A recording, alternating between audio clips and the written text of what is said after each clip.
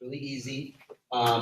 Throughout this workshop, you guys are going to be working on some things to help kind of promote your professional growth, right? So, and certainly things like putting a resume and stuff up in here and all that is going to be really important. Building up your profile on this, think of it as like a LinkedIn, but just for you guys. This is going to expand to all Mission College students in probably towards the end of the semester into next year, but we're in it before anybody else is. We've been kind of working on it. About 4 or 5 of our students have gotten jobs through this already. So no matter what level you're on, because you're part of this workshop, you're going to be in this thing. I was just kind of having advanced students in it just to kind of pilot it.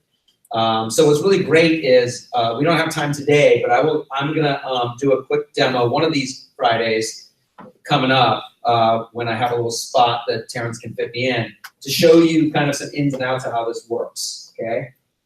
Because it's pretty awesome.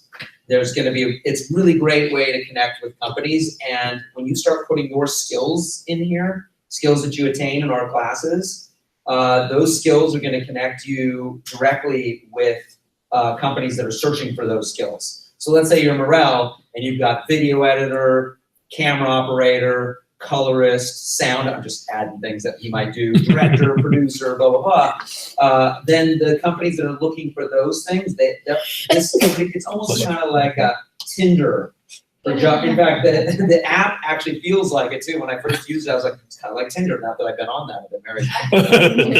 but you swipe, you kind of swipe left, swipe right, whatever. You're kind of swiping to kind of figure out, to kind of save jobs or internships into your profile. So you can follow jobs and it takes you through the steps of kind of applying for them, reaching out to the company, getting ready for the interview, and all the way down. And what's cool is that then I can track your progress in here too, which is really great, because then I know what you guys are doing. If you need any help with anything, we can help you. John Wynn or I, most of you guys know John Wynn too.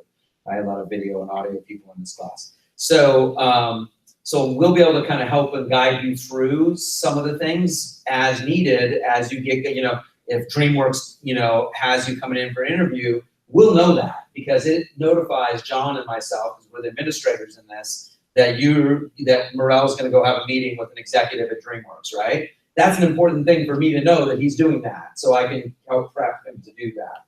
So that's kind of another great thing about this that Craigslist isn't doing, right? Or that some of the other, Intuit, some of the other job search things, this is not personalized. So this thing, the more you put in your profile, the more personalized it gets. Now, the non-Mission College students, we'll figure you out later. I'm not saying you cannot do this, but you can only get in through the portal. It's going to ask you a bunch of Mission College questions. So we'll figure that out down the line. I'll have to put my head together with Jarlath, the guy who owns the company, and I'll say, well, what if they're not Mission College students? And we only have a few, so it might be easy. We don't want you to miss out on this too, right? For the non-people, there's a few.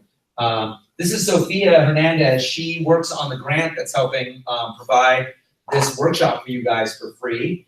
Sophia's kind of the administrator on that grant, and Sophia, you have a sign-in sheet for them all too. Even though he took roll, you might be able to just come and go right off her. I'll make sure. So I had everybody's name and email address here. If you want to pass it around, it might be kind of good for our records to have. Sure. And I'll make sure you're included on this link. So that'd be good. Yeah. So Sophia can be on there. Actually, it's kind of good for you guys to have just a record. How many people are like, hey, Kevin. Hey, go. All right. Is there another open seat crowd? Oh, there's one right there. Yeah. And that's Alex. Yeah. Alex is one of our students. I remember. Alex, you were on this list, right? Or no? Were you? Were you here on the last? Yeah. Okay. And your last name? I'm sorry, Alex. Solano. SOL A. And your email, just so I have it right. Solano Alex 123. ALEX123. So just back to this job speaker. When you get a chance this weekend, you don't do this today. I'm not like grading you on this.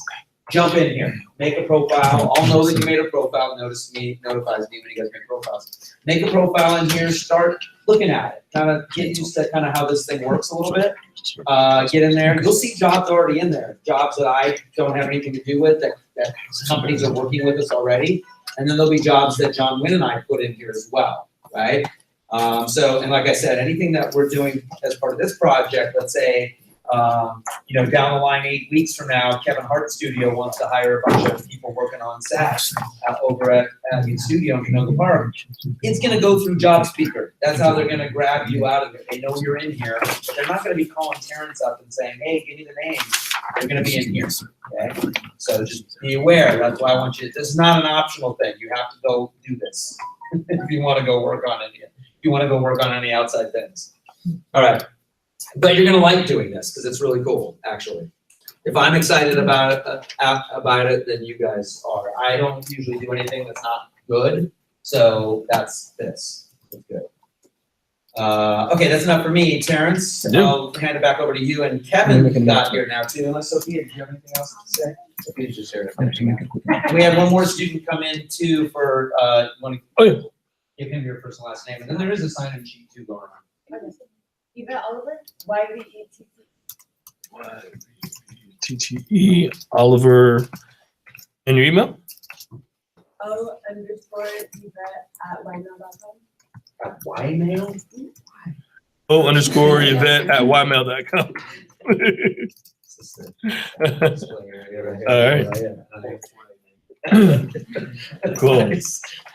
Okay, you need anything else from me, Kevin? You good? I just have a quick announcement I want to make here. This is Kevin Clark. You guys met him last time, most likely, on last Thursday in the orientation. He's kind of the guy he was coordinating this whole thing, putting it together on the business side of it. So you want to get to know Kevin because he's the main guy. Okay. So guys, bear with me 30 seconds. I'm trying to bring one of our collaborators in virtually. Oh, okay.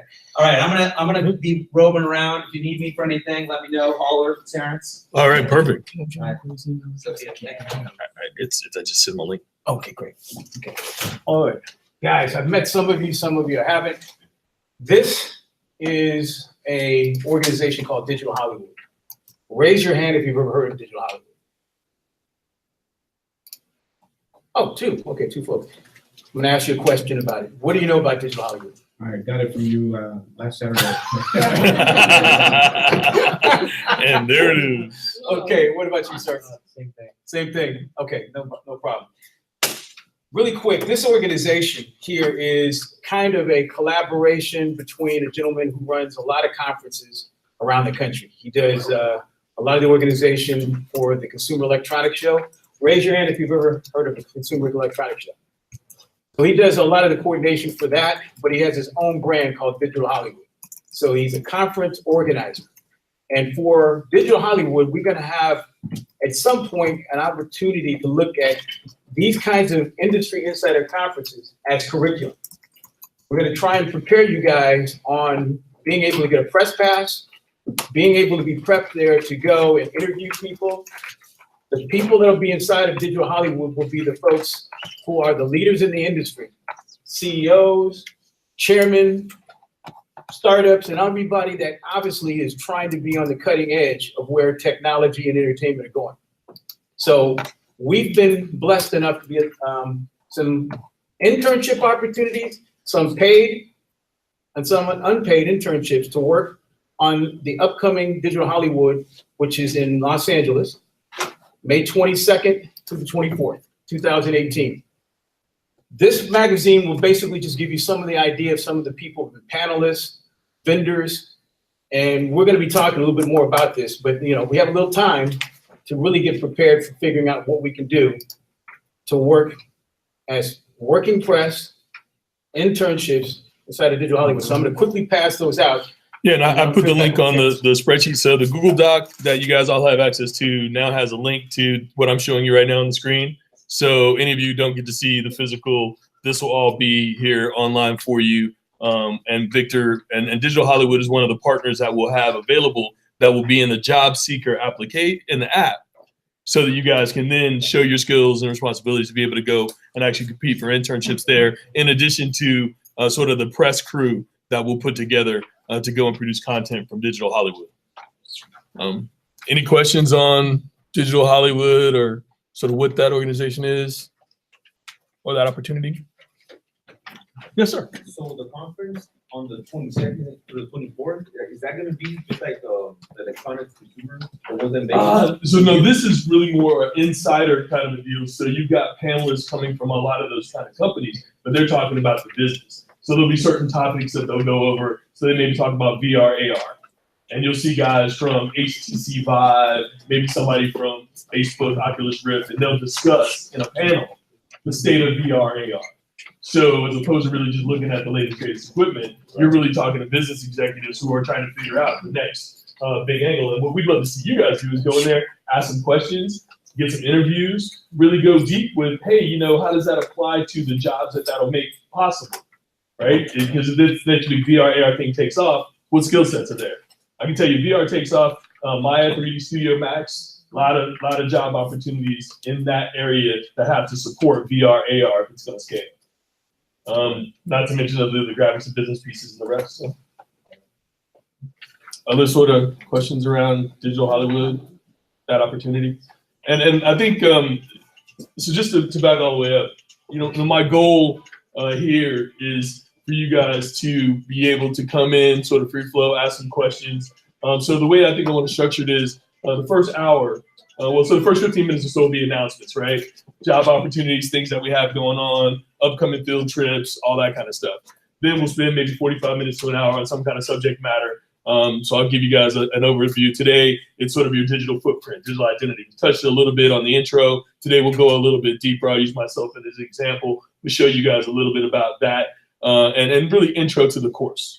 And then we do have a guest speaker coming in from a school system in North Carolina that's inviting us to collaborate on a project with their students on 360 filmmaking. So that's Mr. Darren Bell. I think about 2 o'clock our time. We're going to try to bring him in, and we'll have a quick conversation with him about their project and what we might be able to do to collaborate. So this is a chance for you guys to maybe collaborate with some high school students who are going to have some equipment. They're going to go off to the African American Museum in DC. But, you know, they're excited to collaborate with folks here in LA, Hollywood, right? I mean, if you're sitting in North Carolina, you guys are the closest to talent in Hollywood that they're touching, right? But it's an opportunity to really collaborate, show some ideas, show some of your skill sets. So we'll be introducing projects like that as we go.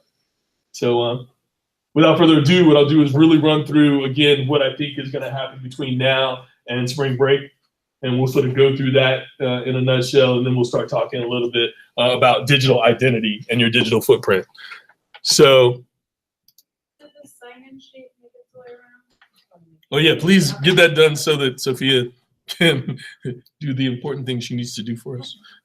Is there anybody that I missed? I believe you came in right at the end, sir. Yeah. Your name, sir? David? David?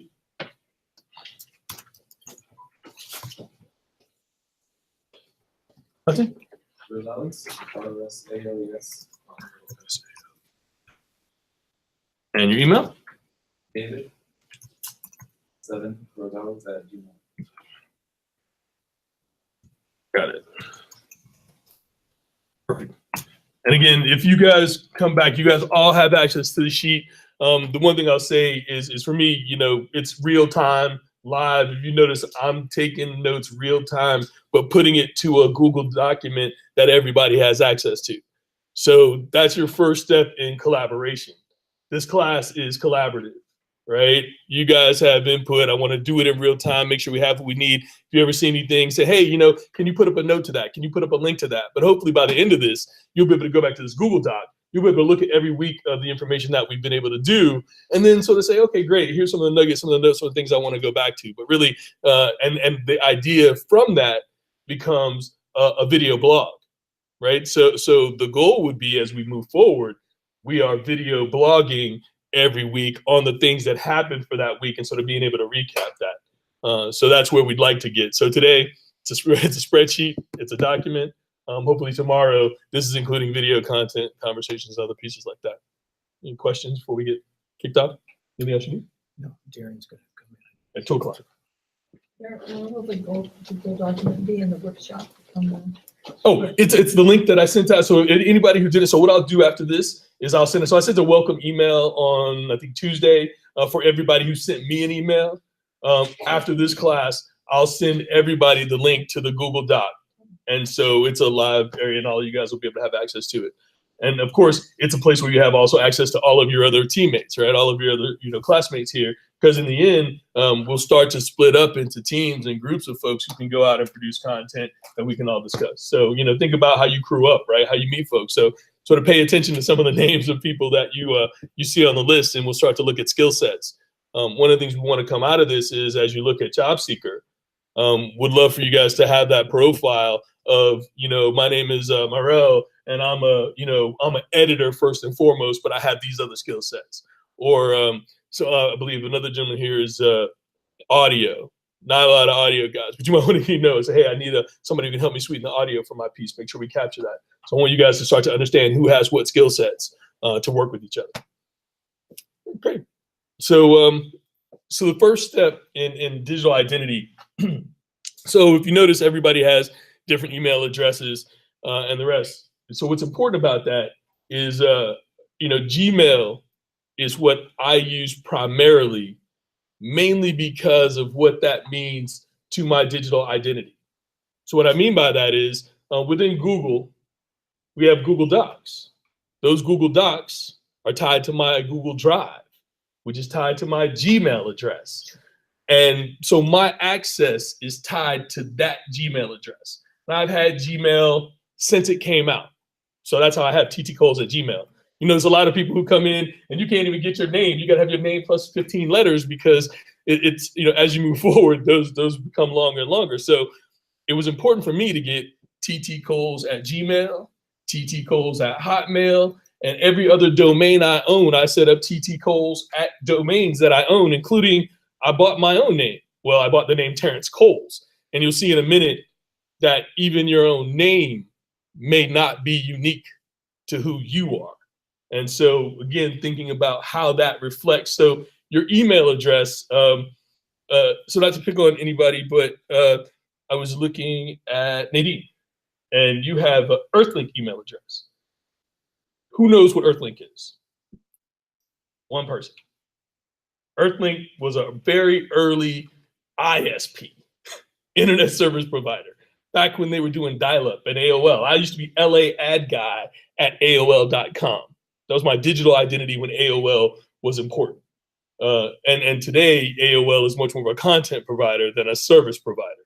But it says something about Nadine, one, techie lady at Earthlink, right? So one, there's history here, and she's been in tech since Earthlink was putting out email addresses. So there's a wealth of knowledge that you bring that is shown in your digital identity just based on your email address.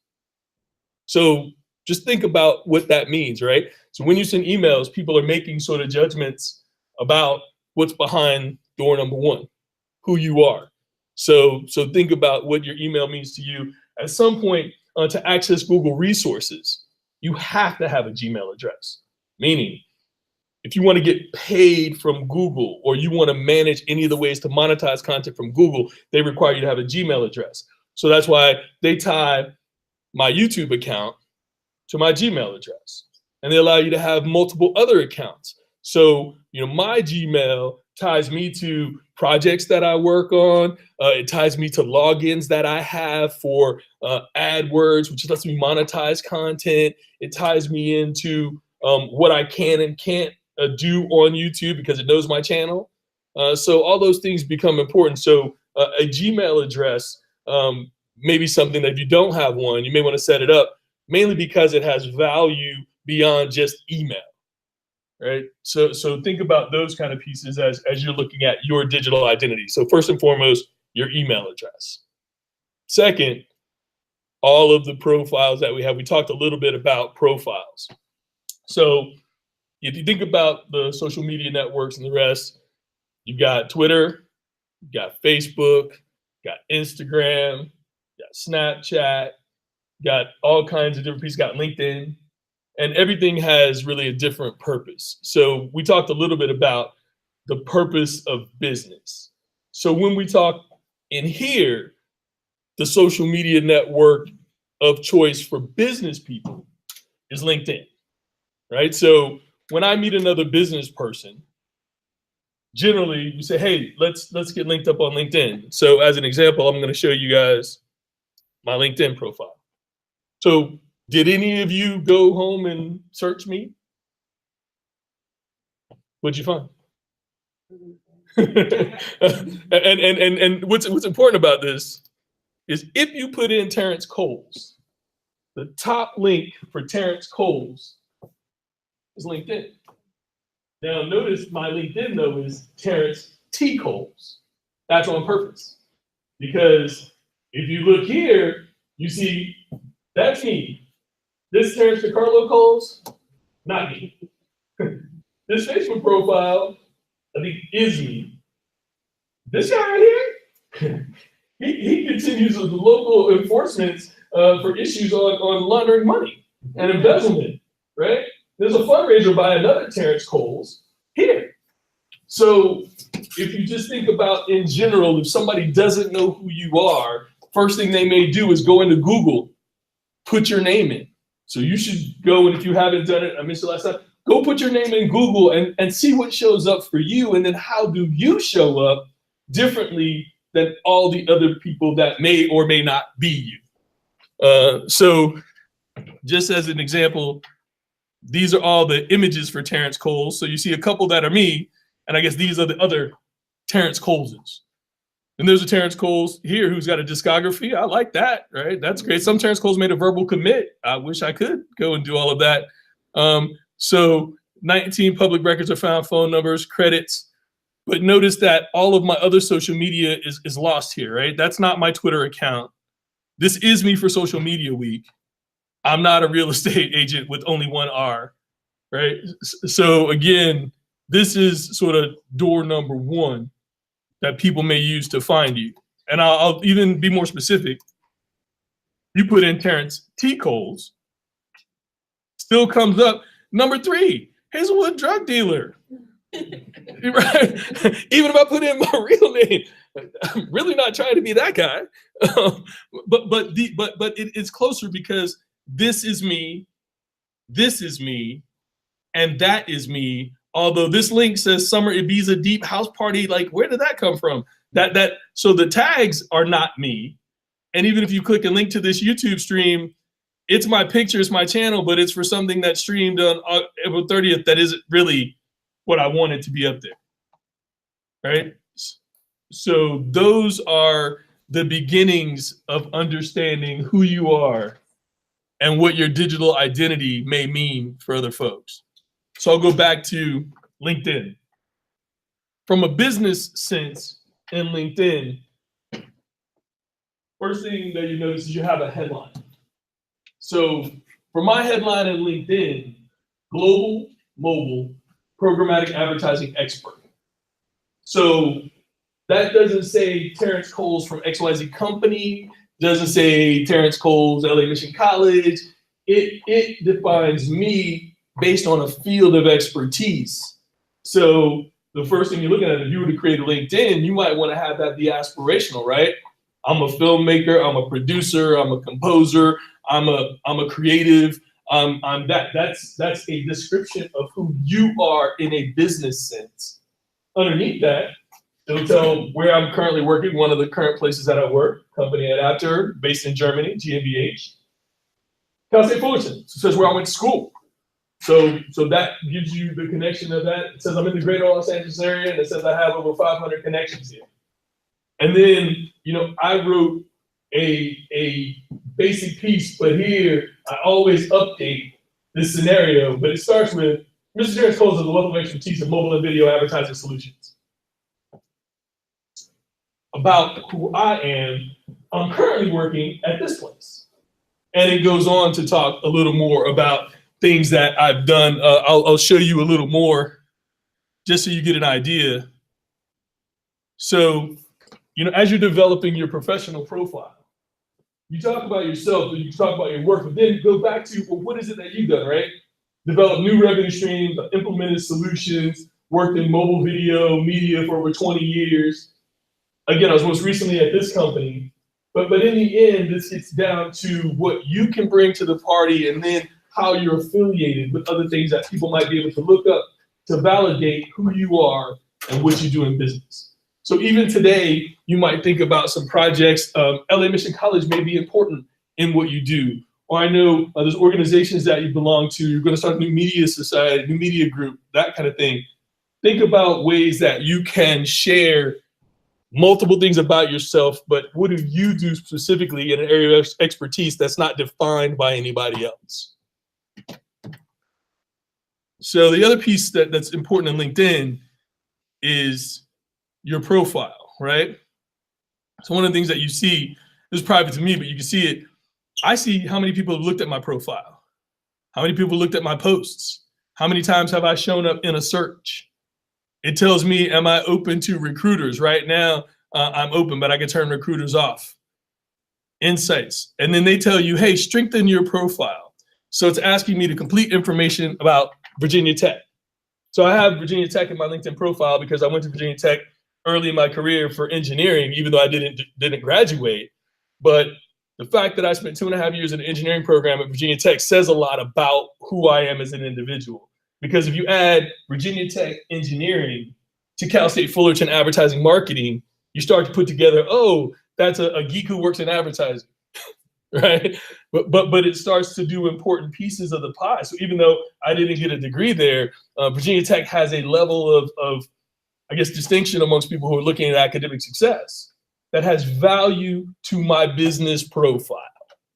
So on purpose, those things, I didn't mention, I also went to Old Dominion College in Virginia, and I also went to Tidewater Community College and all the other things, but those things don't add to my professional profile. So again, these are ways that people, and also think about those affiliations. Other people who went to Virginia Tech who have that kind of concept in business are people I want to associate with. So that adds up to that profile.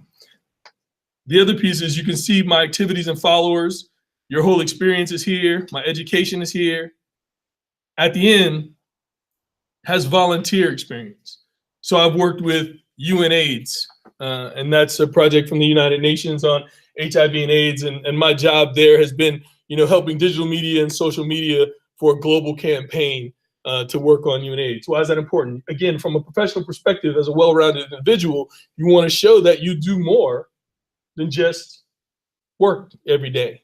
Right? People want to see, and this is important as you look at your resume, right? This is a digital version of my resume. Today, if I'm going to look for a job, one of the first things I might do is send my LinkedIn and say, hey, take a look here. And if you want to know more about me, I'm more than happy to fill out your program. But what was important for me was to put everything that you would have had maybe in a resume in LinkedIn, so you immediately are viewable to business-oriented individuals, giving the right context for what you want them to see for your digital identity. And very much like what you're about to do with the job seeker. So Curtis is saying, hey, great. And this is an inside tool, right? So this is an outside tool. Job seeker is an inside tool that the college is using to help to place you. So just as important as it will be to create that, as you're thinking about creating that internally, think about creating something externally that has value. And then you have recommendations, endorsements. So people have, given me recommendations on what you've done. If you have ever had a job and you do your LinkedIn, find the person who gave you that job and ask them if they will recommend you on LinkedIn.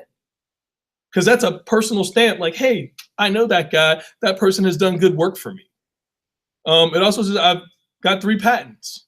So I've been involved in intellectual property, and you can dig into that. So somebody who would be interested in understanding the tech part of what I've done, you can sort of see, and you see other inventors that I worked with. So you can look at their profiles to understand what it was that I was working on patents for. And it's got links to the patents.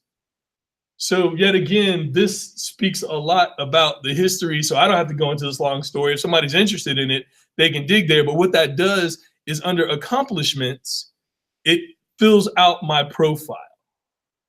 I have another project. It was a job, but it was other things that I wanted to be involved with, that I wanted to share. So I put that in as a project. And then interests. So once you have all of those pieces in your profile, then you will have a profile. My profile, I think, is 90-some% complete because I put in skills, interests, all kinds of things to build that picture of myself over time. So I'll pause right there real quick. Other questions on LinkedIn, what that means. I have a couple of questions. First one, like in your bio section, right? How you address yourself obviously gives a certain like tone and presents yourself in a certain way. Yeah. So I always refer to myself as Monica blah blah blah, right? You put Mr. Terrence Coles. It gives like a different feeling. Am I hurting myself by being more casual and saying Monica?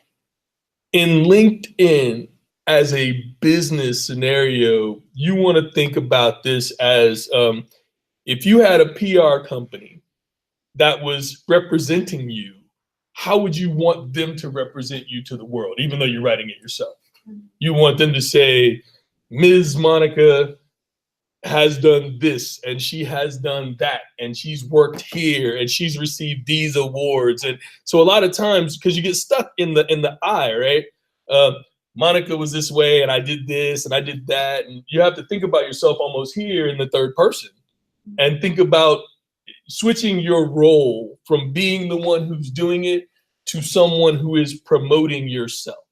Well, I understand about the third person part, but I was talking more about the formality because I have never really been addressed as Miss So and So. Like I even though I've had like been in corporate environment and everything, we've always been informal with each other, even addressing the CEO by his first name type of thing. So I've never been in that scenario. So when I address myself and I talk about myself in the third party, or in the third person, I always just make it casual and use my first name without any kind of formal salutation. No, I understand.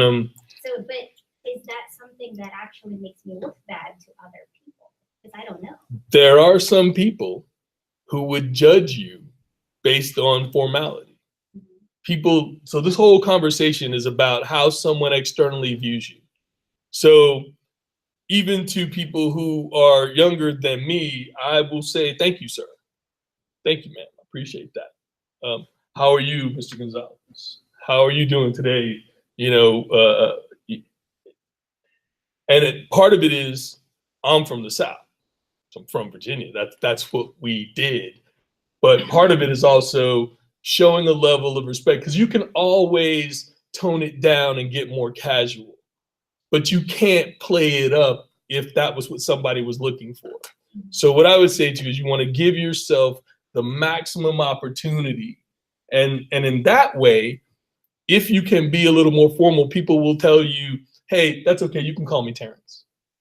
But it's nice if you said, how are you today, Mr. Coles?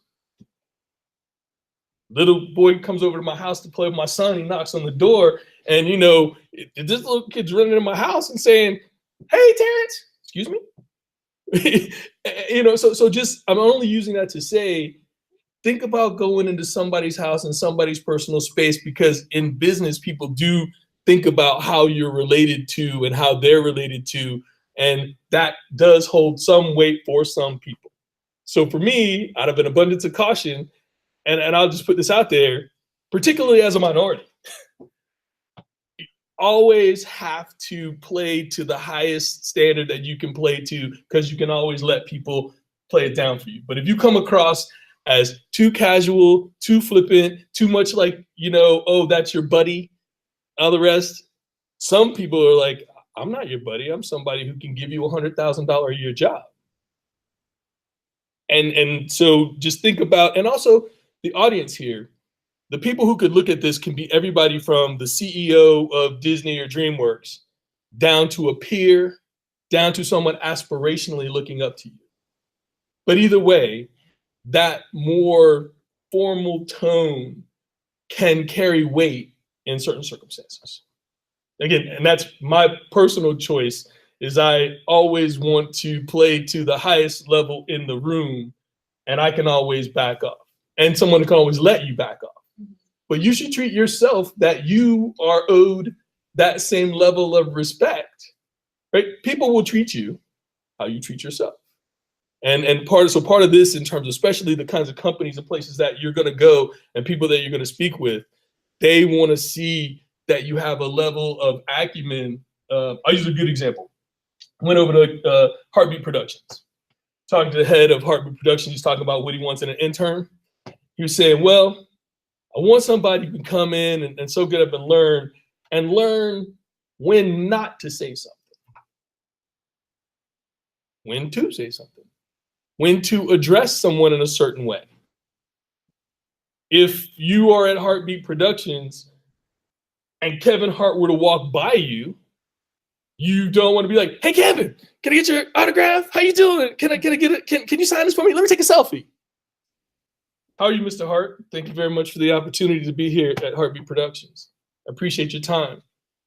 If you have that conversation, the likelihood that he can then invite you, hey, great, nice to meet you too. Do you want to grab a selfie? Do you want to, because you've shown him a certain level of respect.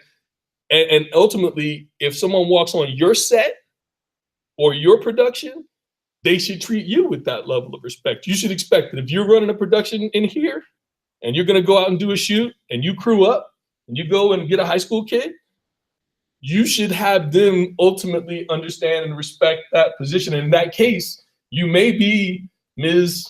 So-and-so or Mrs. So-and-so.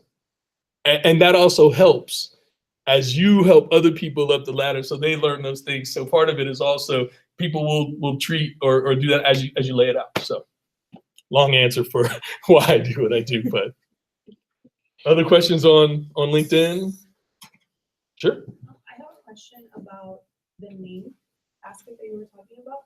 For me, I have a YouTube channel and I have all my social medias under a certain name. Mm-hmm. So of course I do want to keep, I guess, my business side with my real name, Mm-hmm. and then all of my social media platforms under that other name. What is your opinion on that?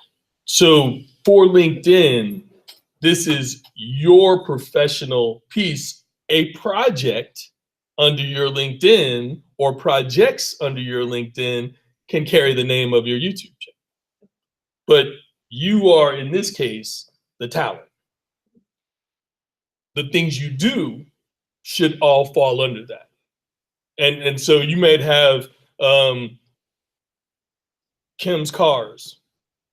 I'll make it up. But you are. And also, do you feel like it's necessary to have the same amount of social medias under my online moniker to have them also as my real name? Or that's No, I don't think so. I think that in some cases, you want your social media monikers to be that, because in some cases, if you want to say something personally, you don't necessarily want that to reflect your social media brand or your production brand. And it's a good thing. You have people who are, I don't know if you guys, one of the gentlemen that I work with is an actor. His name is Richard Gant. He's been an actor for 40 years. And every time we go somewhere, people always say, oh, I know you. And he'll make some joke like, oh, I used to live around the corner from you. Because he's done so much acting. You could know him from so many places that he could go down and talk to you about every one of those roles. And he's still acting. But in that conversation, he's Richard Gant, who happens to be on Greenleaf, Oprah's show, who happened to be on Men of a Certain Age with Ray Romano, who happened to be in Rocky V, and who happens to own a production company, right? So you don't want to be necessarily your channel, right? Because you could have 5 channels. You could be affiliated with 50 channels. But in this case, this is you as the professional, as the owner of those entities. I just had a question. Please go ahead. You ask how many people have LinkedIn's? No, I think we asked last week, but I don't know. How many of you guys do have LinkedIn? Did you guys see anything about what you Is there changed? anybody brave enough to showcase their LinkedIn and how they presented themselves? I mean, it's a good exercise just so that you can actually figure out how to apply what he's talking to. Oh, use yours? Okay, and I'm sorry, your name? I had my previous one, my company, and I had my personal. It's Jackie Falcon.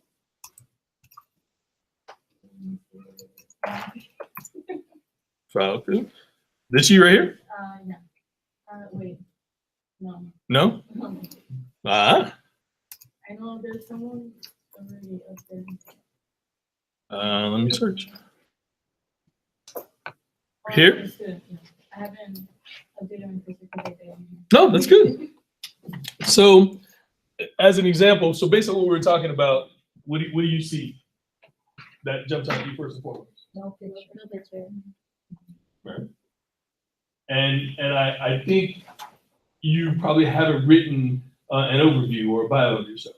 I just started school, so I have my professional with the company. Mm-hmm. Well, and it's good that you changed Yeah. there, right? And the one thing you might want that to be is you may be a student and a producer, or an editor, or an audio, or you can just be a student. That's fine.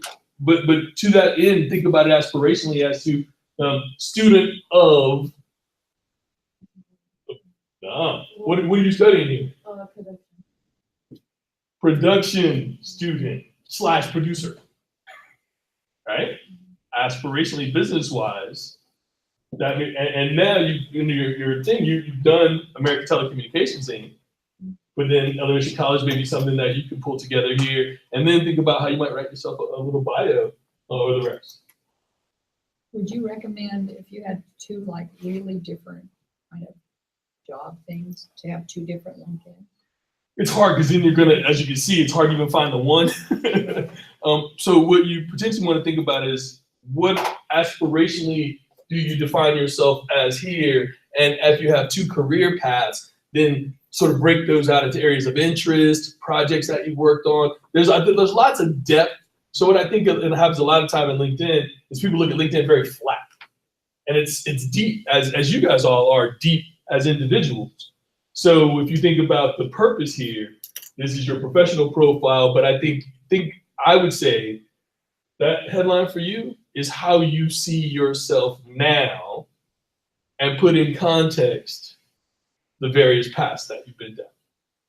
It's going to be good.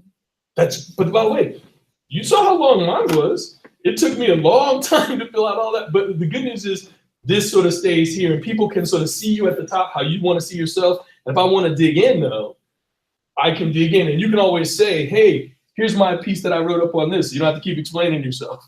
So you can put that together. And Terrence, if you bring mine up, I want to kind of provide an antidote here. So.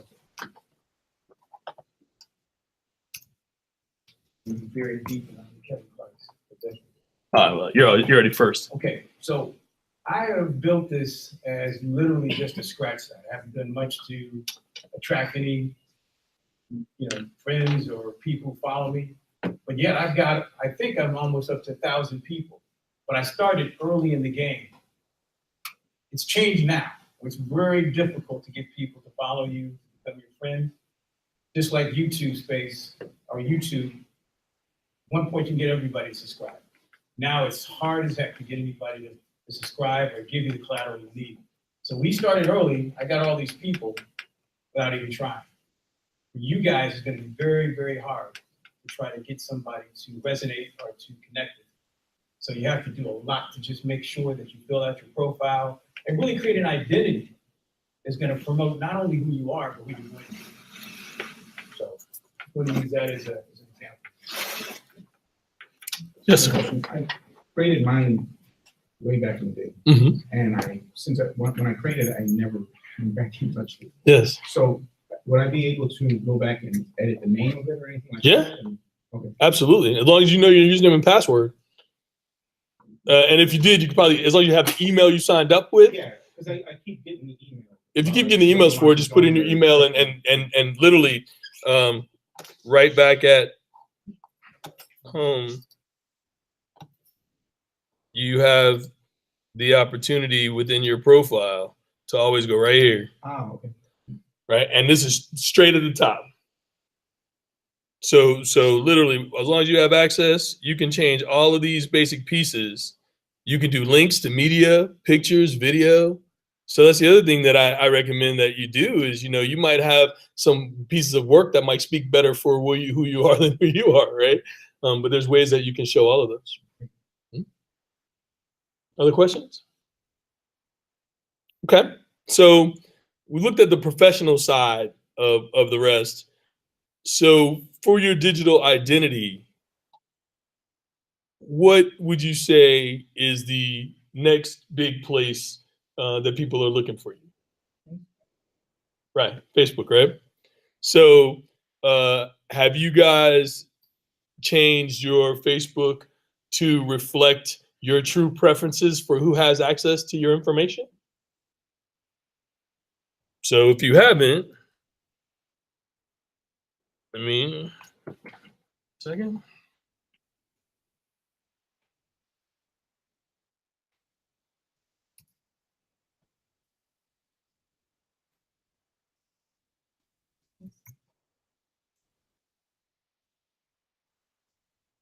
Uh-oh.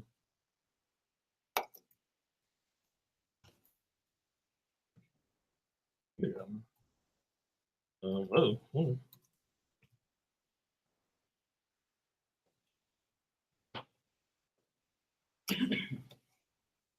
So, no, I won't add any of you to Facebook.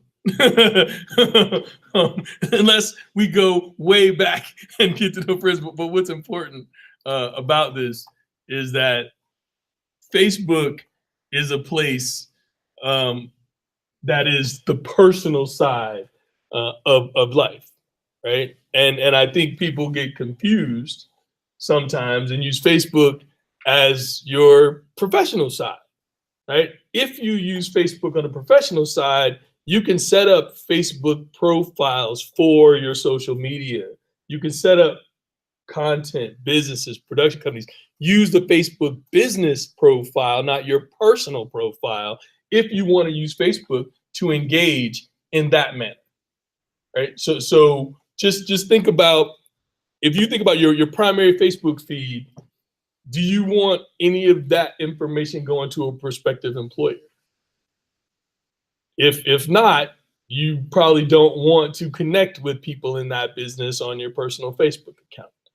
But there are identity, I got a lot of requests because I don't really accept much, but there are other pieces. So I have pages, right? So there's my church. I was helping them on Facebook. I have all these pages. This is a former company I used to work for. And so I created a page connected to my profile. And that's their page, but that's not me, right? So I don't know if you guys have seen that you can create a page. So if you want to do something that reflects a business, reflects an external interest, this is the place where you can do that. Because Facebook is a good opportunity from a business perspective. We have clients who own apps. They have a profile for their app here on Facebook. And this has a benefit because you can use this profile to then promote user acquisition for your app. You can do different pieces, but it is not you. Most important piece. And then you want to look at yourself and look at your settings in terms of understanding who has access to your information or not, right? So here, this tells me networks. It can allow me to manage my accounts, manages who has access to your posts. So that becomes a very important part of dealing in personal social networks, different than professional social networks. Now, where it gets a little bit blurred is here. How many of you guys have Twitter accounts? So do you use Twitter accounts for posting or mainly for searching? Posting?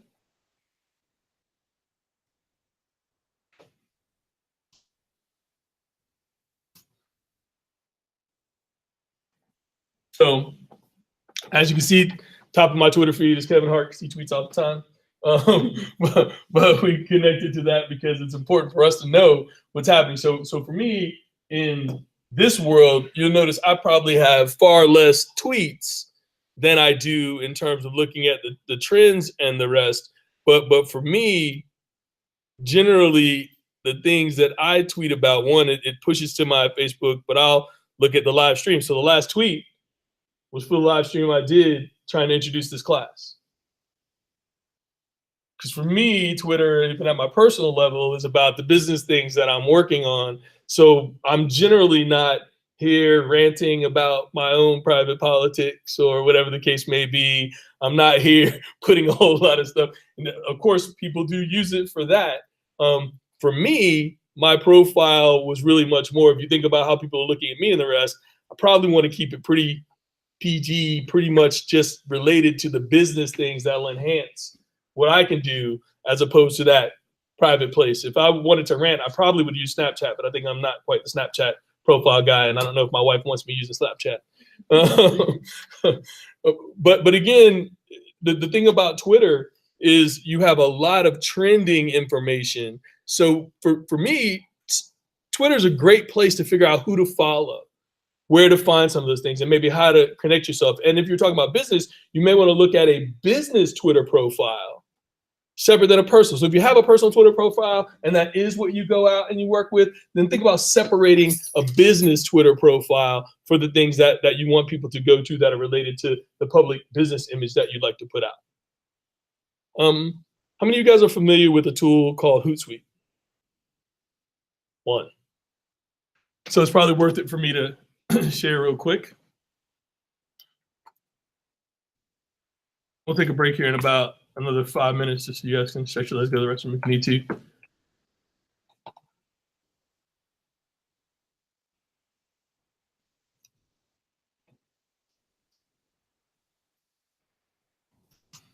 So Hootsuite is a tool that will allow you to push information to different profiles, but also then manage those profiles and get reports on those profiles. So if I wanted to see what was happening in my particular Twitter profile, then I can look at the overview. I get emails that tell me when I mention this right here gets to tell you can create a report on the various profiles to see what's happening in any piece of your social network and start to then track yourself. So you notice how people use links like Ali. Those are used so you can track the behavior and the links and create reports. So if you think about using Twitter and Facebook and these things for business, you want to look at a tool like a Hootsuite that will help you understand who you're reaching, who's viewing your posts. How can you then boost additional posts, understand how that's being perceived across the social media network space. And there's a few other tools that do this. I only used Hootsuite to just give you an example, but it's one place where you could literally mix Google Analytics. And by the way, Google Analytics are tied to your Gmail address, which could be tied to a web page you own. So those are all pieces of the pie that you can manage centrally, which becomes important as you look at the various parts of the profile. I'm hoping I can get my TER Coles here to show up.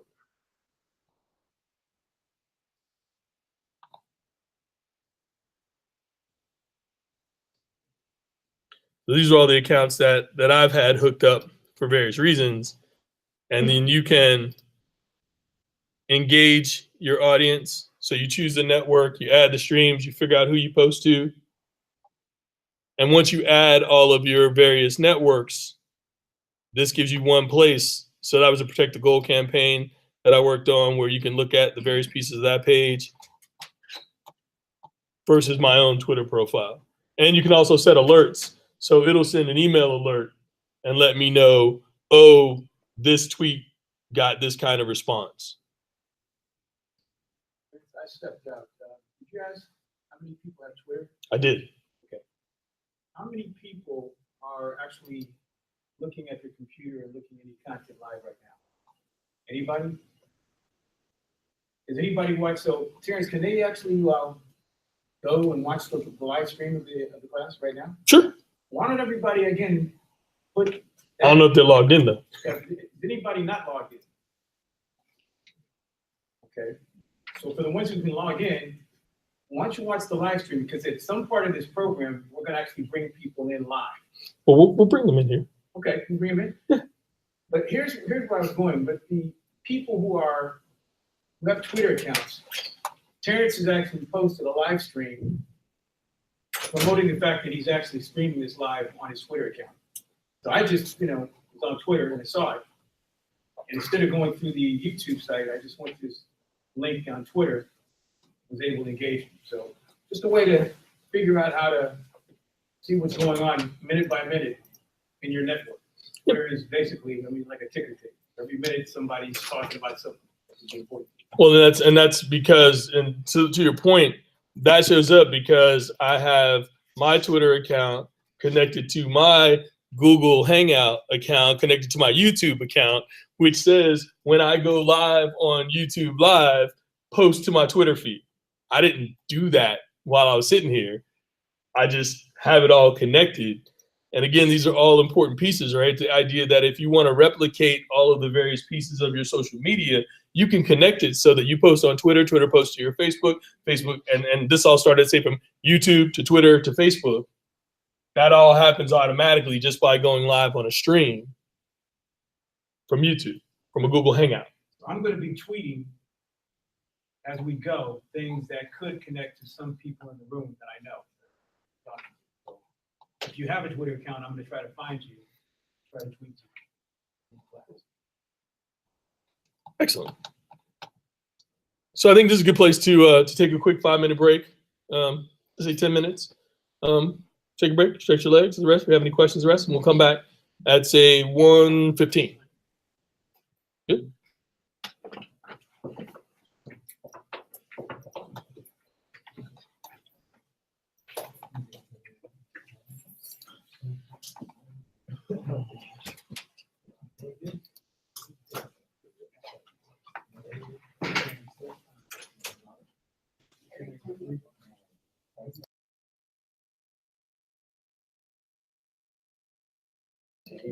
We will be back in 5 minutes for anybody on the live stream.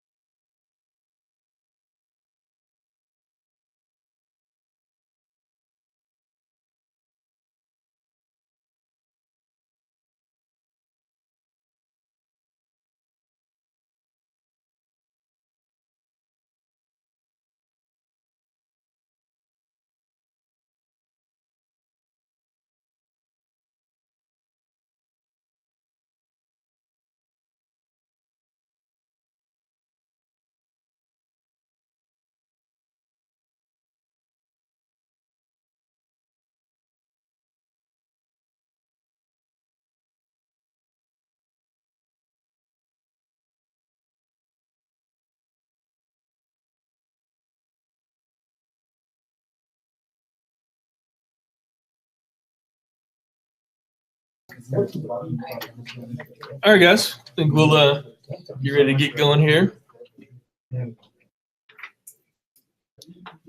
All right.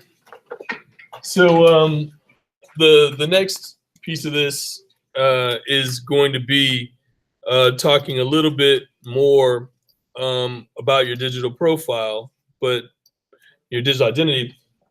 This time we'll talk a little bit about web, right? So the other place that you can easily create a digital profile or digital identity is through a website. So how many of you guys own a domain?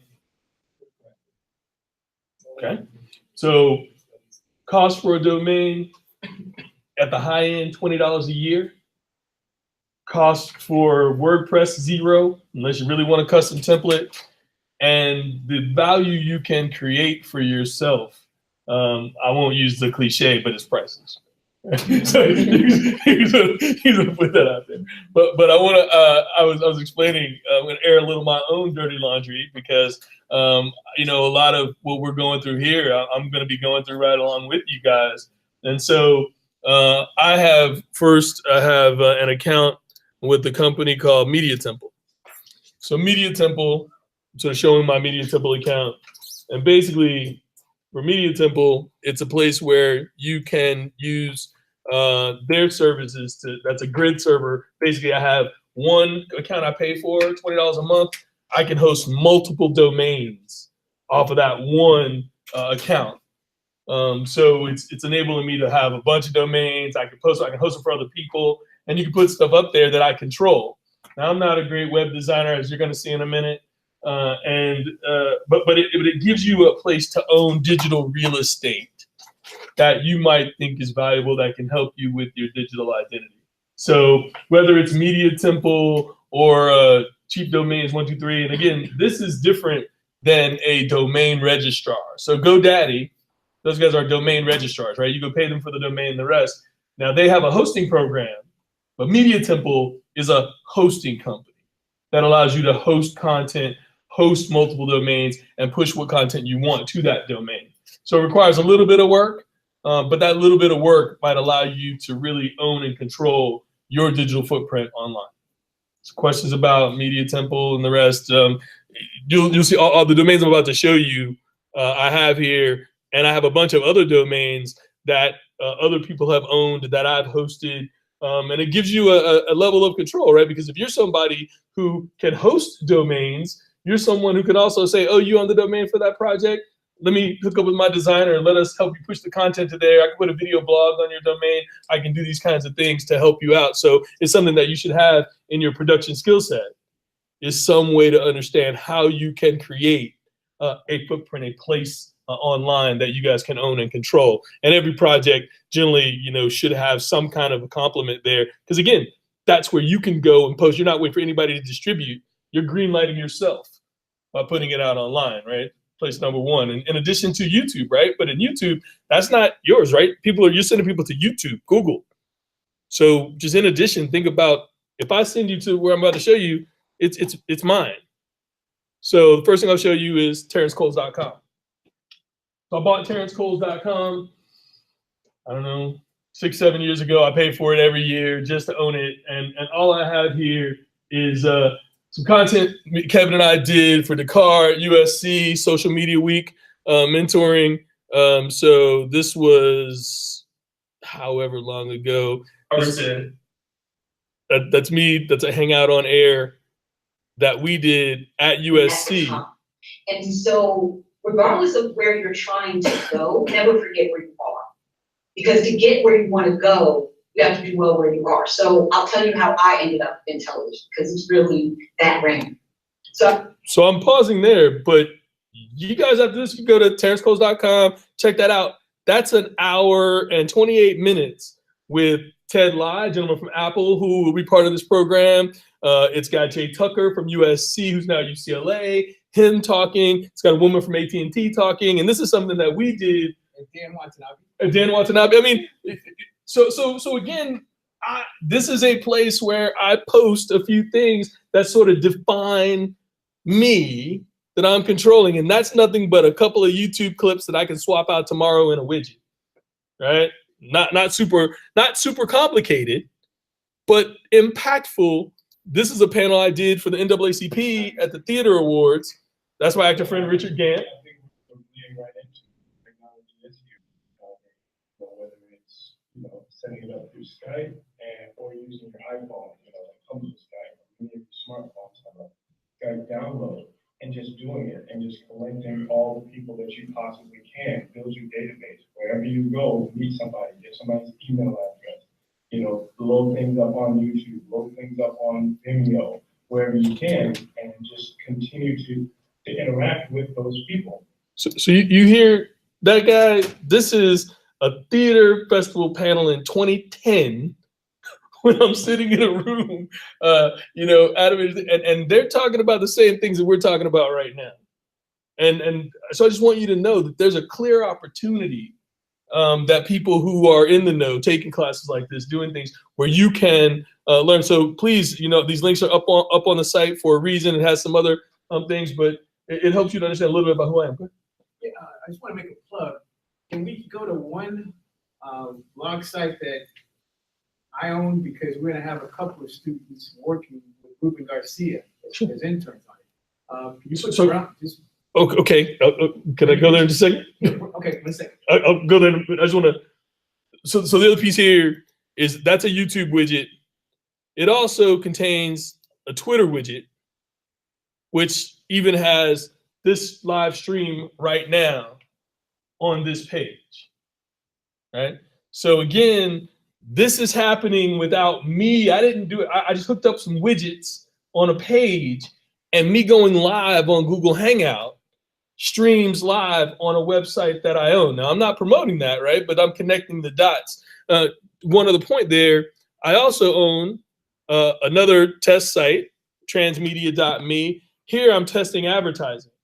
So I use this site as a test site to test ads so I can understand how can I monetize this, right? If I do drive people to it, that's a Google ad link right here on the top of that page that I'm testing at any point in time to know that I have an active account with Google to make money if I drive 1 million people to a page.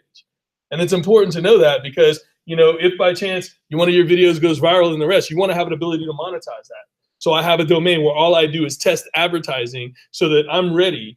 If one of my pages blows up, I can just move that link and put it on any other page to monetize that I own. Lastly, I've replicated this on another page that I call globaltransmedia.com. Same exact thing that I have on terrencecoles.com, but I have another domain. And again, this is about another piece of my digital identity, my digital footprint in the world. So there's nothing wrong with replicating yourself to be more relevant. So that Terrence Coles is me on LinkedIn, to answer a little bit of your questions before, right? I'm me on LinkedIn, but I'm also globaltransmedia.com, transmedia.me, terrencecoles.com. And I could separate those out, make those different brands. I can use those to build up my identity. I can push certain people to certain audiences. But this is all about getting the underpinning so that you have the means of controlling your content, your identity, your monetization, so you can always easily, and it's not very expensive, to start to own a digital footprint, own a digital identity, right? And so one of the things I'd like you guys to do as an assignment from this class for next week, create a LinkedIn profile.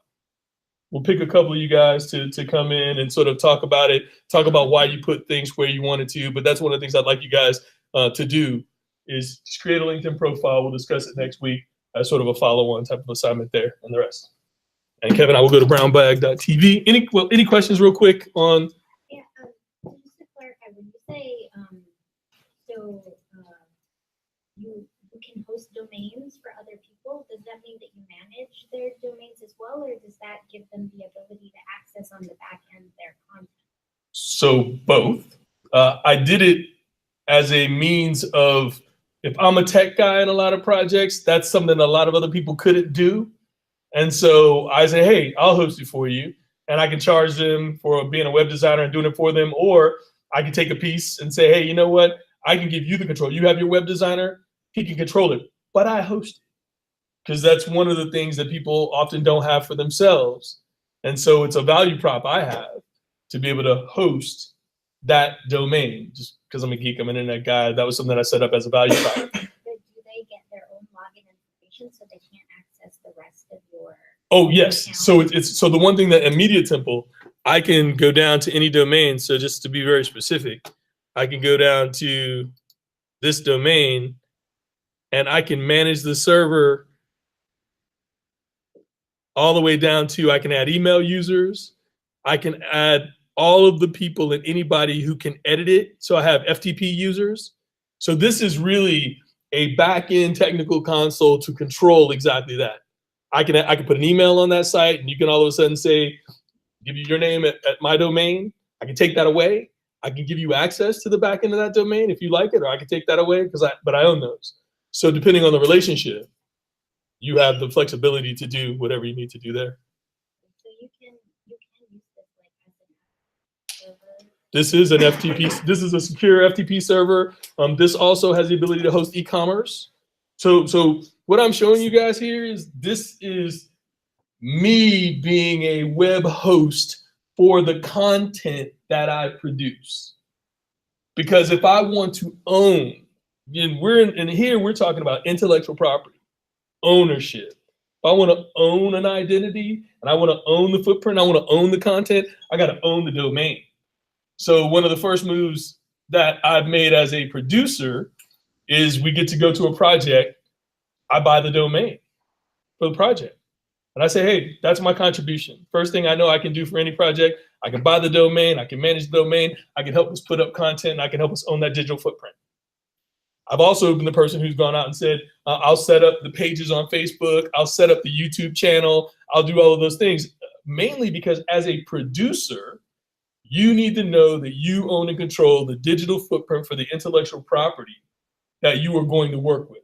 Otherwise, you're sort of open. And this is, so what I'll say to you guys is, the reason that this is important, I'm going over it sort of day one, is you need to know the end at the beginning. What I mean by that is, assume you are successful. Assume you hit the next big thing from a content perspective. At that point, it's too late to go back and set up a digital identity, and maybe that domain's not there, and maybe you can't get that Facebook page, and maybe you can't get that. Before it has become part of the universe, owning those pieces are a part of your pie in owning your digital footprint, your digital identity, and owning your intellectual property. And think about this like this: if you go to a studio tomorrow and they greenlight your project, I already own all these assets and the rest, so you can plug into my feed, you can plug into my domain, because if you don't, they're going to run it under everything that they do, right? So that is, I think, really the key here. It's a little bit geeky, a little bit deep, but taking these extra steps allow you a lot of control around the intellectual property so that you are in control of what gets managed at that core. Make sense? Other questions? And again, what I'm hoping here is, I'm hoping someone here, if we don't have the resource within the groups that we can team up, we'll get someone from an engineering department or from another school or somebody who knows some web skills and the rest. But in today's world, you have to have somebody who knows social media and knows web if you want to own and control your intellectual property or your content to go out there. Cool. I'll go to Broadback TV.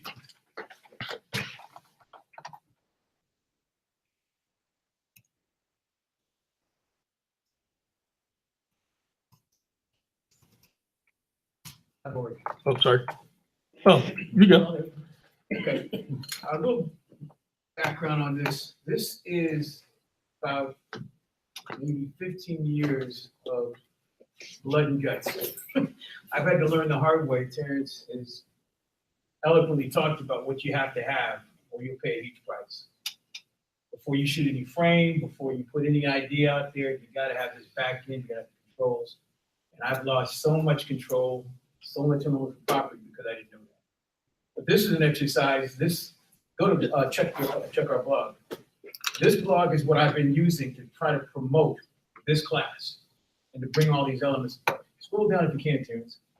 So I've used this blog to try and actually continue reading. Click on continue reading. Which is this one? The next one down. Continue reading. What I did is I put a player in there for the live stream, but I didn't have control of that. So I think if you click on it, I have Terrence's link. Where? Click on the YouTube. This one? No, the next one up. Just click on that. So I didn't have the link for this particular live stream, so I used Terrence's link as. No, I don't think so. Okay, well, no matter. But this is a blog that I'm using to promote the time and really to network all these people that we're going to hopefully meet in the next 15. And I've called it Brown Bag TV. This was the one we did All right. before. Okay, got it. But literally, this is, again, an exercise in trying to figure out how you guys can showcase and illustrate everything you learn by creating your own blog. For me, this is just a daily diary of being able to take all the video, tweets, and everything else, and just putting it into a WordPress site where you can promote, again, a daily, weekly diary of what you learn. So if we ever get to that point, this is a good tool just to have for your memorializing everything that you've been able to learn and apply to your identity. Yeah, and I think the point here is it's not if, it's when, right? So one of the things that I think is really important is to start to blog experiences in between some of these sessions, right? So we're online, we're streaming online, so we can go through that. But I think it will start to be as we go through some of these field trips. We talked about we're going to go to USC, the Creating Reality Hackathon. And so when we're there, I'm going to have at least some folks with me to hopefully produce some content, but I'd be more than happy to see folks in here help us package that, right, to create that. So start thinking about ways that you capture any of the events we go to, any of the things we can do, the 360 filmmaking and VR session that we'll go to at AT&T, very similarly, right? So think about ways that you might capture what you're experiencing and even relate it to some of the things you may be shooting in your daily life, right? So pull that together, but there's also a very rich overlay that you can use of all of the things that we're going to experience to start to tell that story from your own personal perspective. And again, if you own that space, that .com, that blog site, then that's yours, right? That's the beginning of your story that you can start to link into your LinkedIn. You can start to let people know what you do and how you do it. So I think it's super important. But I just wanted to show you guys. I mean, you see Kevin, he's got a template and leave reply. This is there. I'm Web 101. but it's there. I own it. I can control it. I can change it, right? So I think what I find is a lot of people are very afraid to put themselves out there because it's not perfect, right? As content producers, as creators, we may probably be much more skeptical or much harder on ourselves than anything else. And what this is about is exploration, weekly iteration. It's about starting somewhere and getting better and going to another place and iterating. The only way you're going to do that is iterate. Week after week, day after day, you're going to get better. Your LinkedIn profile, again, when you guys come in next week, I'm not expecting a LinkedIn profile to be perfect. It's not an assignment. You're not getting an A or B or E or F, right? You guys are here to share and to learn, because I want to see if somebody does something cooler. Maybe I'll pick up a tip.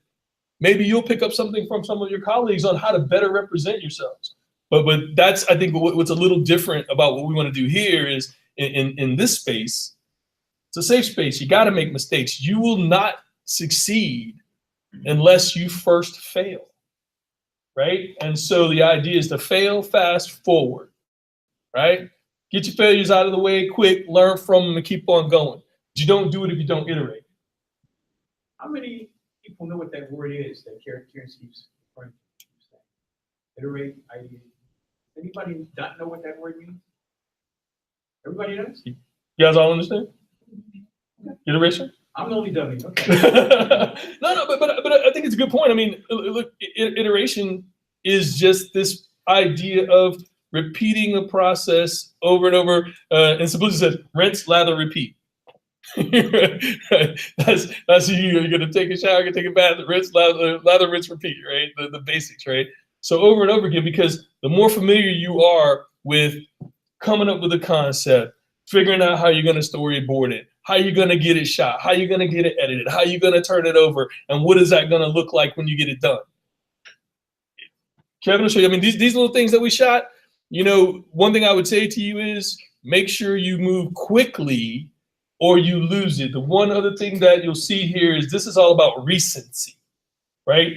To be relevant in digital and social media, because it changes every day, is you got to move quick. Kevin stayed up till 4 o'clock in the morning working on a blog piece to edit the content to get it up to the blog the next day, because after that, the moment's lost, right?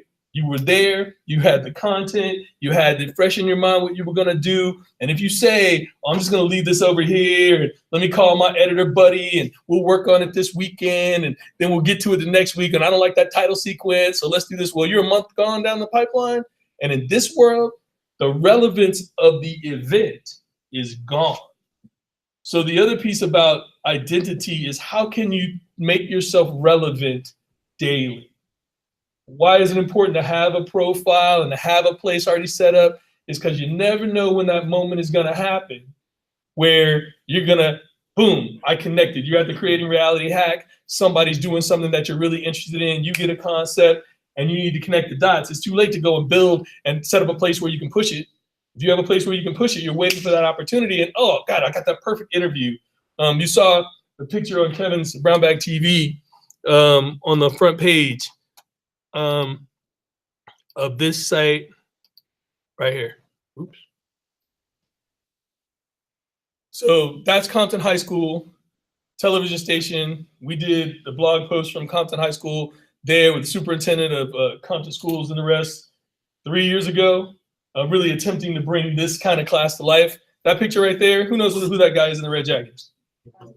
George Lucas, right? So that's Richard Gant, my partner, you know, creator, and based on Kevin having a relationship with Tuskegee Airmen, they had a conference. They were going to honor George Lucas. You know, he calls us up and says, "Okay, can you guys get to Vegas in 36 hours and show up? We have an opportunity to interview George Lucas." Yes. Yes, yes, and yes. right. We're done on a plane. Captured it, and he was the nicest guy, but it was the right place, right time. He's being honored by the Tuskegee Airmen. He talked about red tails, and we had a chance to pull an interview with him about what. Now, what's cool is this thing is sitting on my YouTube channel, sitting on Kevin's channel. We've sort of had that as part of who we are. It's still never been out where it needs to be, but there's an opportunity. There'll be a time and a place where that's going to be extremely relevant in terms of, oh, okay, yeah, well, these guys know what they're doing. They've already had an interview with Lucas from Red Tails. Yeah, we did. And Lucasfilm was done. Oh. What did you mean by outdoor? It is currently on my YouTube channel. It's on Brown Bag TV. It's pushed out through our social media. So when we did it, we pushed it out through all of our social media contacts. So there's links that if you start to search it, it comes up, and it's been there long enough that and if you put it in a search engine, you can find it. So right now, we just haven't had the spark to make it relevant, but it's there. And again, we came home, we did it quick, we put it up, we posted it, we put all the links, we put all the tags to it. And so it's there waiting for that opportunity of where, great, you want to show what we've been able to do. There'll be a time and a place, I hope, that relevance to Lucas becomes something that we can leverage. Think about like this, when there was articles that came out about Lucas, when the new Star Wars came out, and they were talking about how he felt about it and how it would do. And every time something like that comes out, it's a good time for us to put a quick tweet with the link to that, right? Put a quick post and say, yeah, great interview of Lucas. Check out our interview of George Lucas. Anytime that's there, and what happens is you can that push can ripple across my website, his website, the social media piece that we built. But again, if that comes up tomorrow and we haven't put it out there where it needs to be, to your point, we haven't set it up in that way, you can't then leverage, you can't collect visitors or followers or other people who start to, I've gotten probably more subscriptions on my YouTube channel from that one interview than most anything else. And for monetization, that one's made more money because it's just had more views over time. And to Terrence's point, this was a kind of a catching lightning in a bottle opportunity. What George Lucas shared with us in these interviews is that he was retiring. He's basically out of Lucas, and basically he was giving us a heads up that I'm retired. We'll find something else to do, which he still hasn't really done, except for he's going to be building a new museum.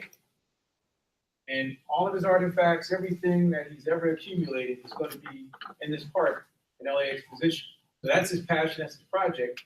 But he was giving us a heads up that Disney was going to be his eventual, new brand's place where it's going to live in, in perpetuity. And we didn't know what was going to happen, but very forthcoming at that time.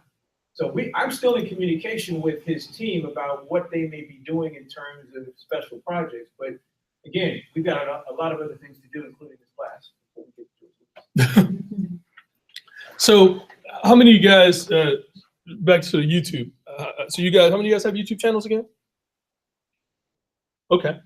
So one of the other really interesting, important things you get from Google and YouTube are analytics, right? So you can look at various pieces and you can see there's us at Jefferson with Amber's class where she had attended, John F. Kennedy. And so we had a meeting there that we did as a test. We have USC, the mentoring video that you saw. This is us. Isn't that you, Amber? Is it you in this picture? No, you're not there. Yes,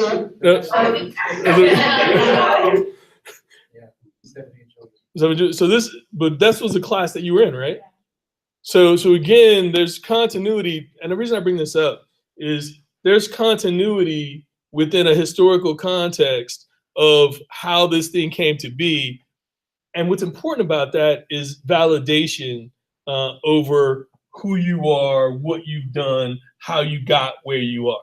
Nobody just shows up, and I mean, unless you're super lucky, nobody just shows up and everything is great and you have all this without a whole lot of work, right? You see the filmmakers who actually make something successful, and you start looking at, oh man, what did they do before, right? So part of this, if you think about it, owning all of these things and owning your digital identity is a part of documenting your own process, right? All of you have your story, your process of evolution. And so part of this is important so that you can document that from the LinkedIn profile that documents your professional experience all the way to some type of a blog where you can share the things that you've experienced so that somebody can get an idea of the skill sets that you may have or the things that you may touch for your passion and your interests. So I think, as part of that, having a YouTube channel, so we will start to work hopefully on some type of a YouTube channel that we could put out. Because I think it's very interesting, right? One of the good outcomes of this class would be an immersive media YouTube channel where we can showcase all of your content that you've produced over the semester. So at a minimum, you can point back to that, right? Because I don't expect that everybody will walk away from here and have, your own digital footprint. But certainly we want to help you to have your own digital identity tied to some of the things that we can show from the class. So we got about 15 minutes. Oh, go ahead, please. One caution with your own website, keep up with your security updates. Absolutely. Because you get hacked. And I have. Down like 200 pages because I couldn't fix it. So Yeah. So what she's talking about is this. Well, actually, I don't know if I have one that's still hacked anymore. I had two websites. So one, security, probably one of the best things we should all talk about. So when you do this, if you're owning web pages and if you guys don't change your passwords regularly, if you don't keep some kind of a password manager to have some pretty detailed passwords, at least when it comes to websites and the web hosting, there are people who just go out there and run scripts and hack pages to take them over. And if you're not careful, you can end up with that. Mine, what you said, hacked by Indonesian hackers, and so they'll definitely come and get. So for me, if you have the Media Temple, I just had to go into the core and erase all the code. But you do definitely want to maintain security with your private passwords and all the rest. And the world is getting more and more into what they call two-factor authentication. So I don't know if you guys have seen lately, if you try to go on to certain accounts like Google and the rest, it's going to ask you for two-factor. What's your email? So it's going to ask you for your phone number to make sure you're the right person. So you should definitely, if you get a chance for anything that's important, make sure that you find ways to lock that down. One. Yes. What's the best way to create your own website? So I won't say what's best. I'll give you sort of my is that Darren? Is that you, Darren? Yep. I don't know if you can hear us, but okay. Sorry. So yeah, that's okay. Good. So we're going to be joined by Darren in just a minute, but so from a website perspective, so my personal preference is owning a domain, hosting it yourself, and using something like WordPress. What does that mean to own your own domain? So that means go into a registrar like 123 Cheap Domains or easy enough GoDaddy, buy the domain that you want, and then they say, do you want us to host it, and they use their template. I generally find a host company like Media Temple.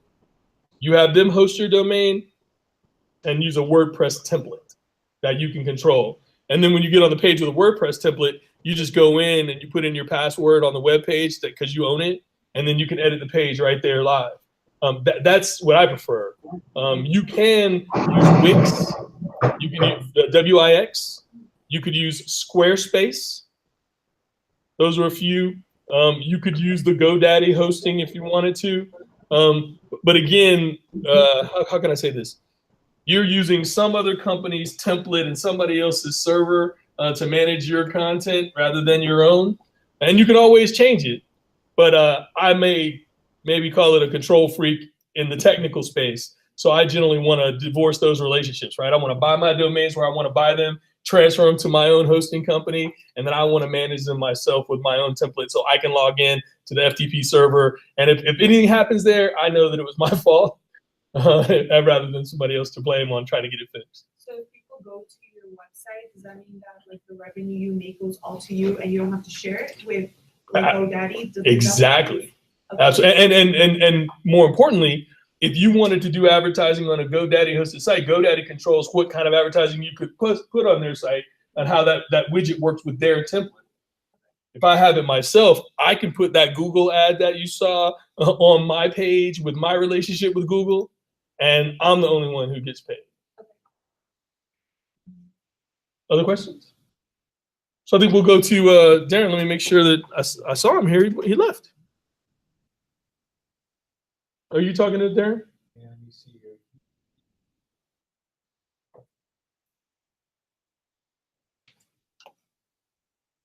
Just wait for it. Okay. I'll see if we can get back in. Other questions sort of on the domains, the web presence, and I'll show you guys, I'll put some of the links onto the document. So just so you know what we're talking about if you don't know. I have a question. Yeah, please. For me as a video content creator, I understand the importance of like having all of these social media. But recently I have seen so many other people from different businesses and even like actors create their own YouTube channels. And I just want to, like, I don't get why. Like, for example, Will Smith has his own YouTube channel and he makes vlogs. And I think to myself, why would someone like Will Smith want to have a YouTube channel, you know? So at first I thought it was all mainly for like your own advertising. You have more control over your, how you put yourself out there and people that connect with you. But other than that, what is the value of other people that are from different businesses and different spheres wanting to be very relevant in social media? So what I would say is, so one of the biggest issues that we have, and this goes back to security, is authentication, right? So if you go out and search for, I was talking to someone the other day, if you search for Jimmy Kimmel, 9 times out of 10, you're going to get a site that's maybe a scam, maybe a spoof, maybe not really him. And it's going to download all kinds of stuff because he's a very searched name. So what was important to a lot of talent was that they had a place that was authentically them for the messaging. Because in the Will Smith's case, it's not about the advertising. It's about being the authentic person. So presumably, if you see Will on the thing and the rest, you see him and Jada, it's like, yeah, this is me, this is my site, right? Nobody else will be able to do that. Facebook Live has been another place, right? People are like, hey, look, this is me, it's live, right? You're not Kevin Hart, right? He's going out of, Laugh Out Loud at Heartbeat Productions. Why does Kevin Hart need Heartbeat Productions? Because that's authentically him, and ownership. All that stuff is good, but everything he originates out of there, he owns, controls, originates, and you know that it's him. As opposed to a deal when you go and get a deal in the music business or the TV business or the movie business, generally the company that you work with owns and controls all those assets. And because there are other people there who could possibly speak on your behalf, they want to sometimes. Recharge. Hello? Hello. Hey, Darren, is that you? Yeah, this is Darren Bell. How are you, sir? How you doing? I'm good. You are live in our class. I'm going to put you up in just a minute here. Okay, I'm going to plug in my speaker real quick and I'll be ready to go. Okay. So it really more is about authenticity rather than the rest. Certainly, if you have the rights to control your own content, then it's about the media. But more importantly, it's that authenticity. And I stop sharing.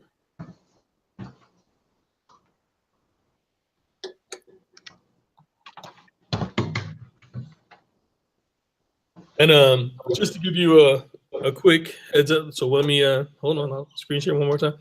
Darren, I'm going to do a quick intro here. Okay. I'm going to do what I was doing for the class. So I'm going to pull you up on LinkedIn because we were just having that as part of our lesson.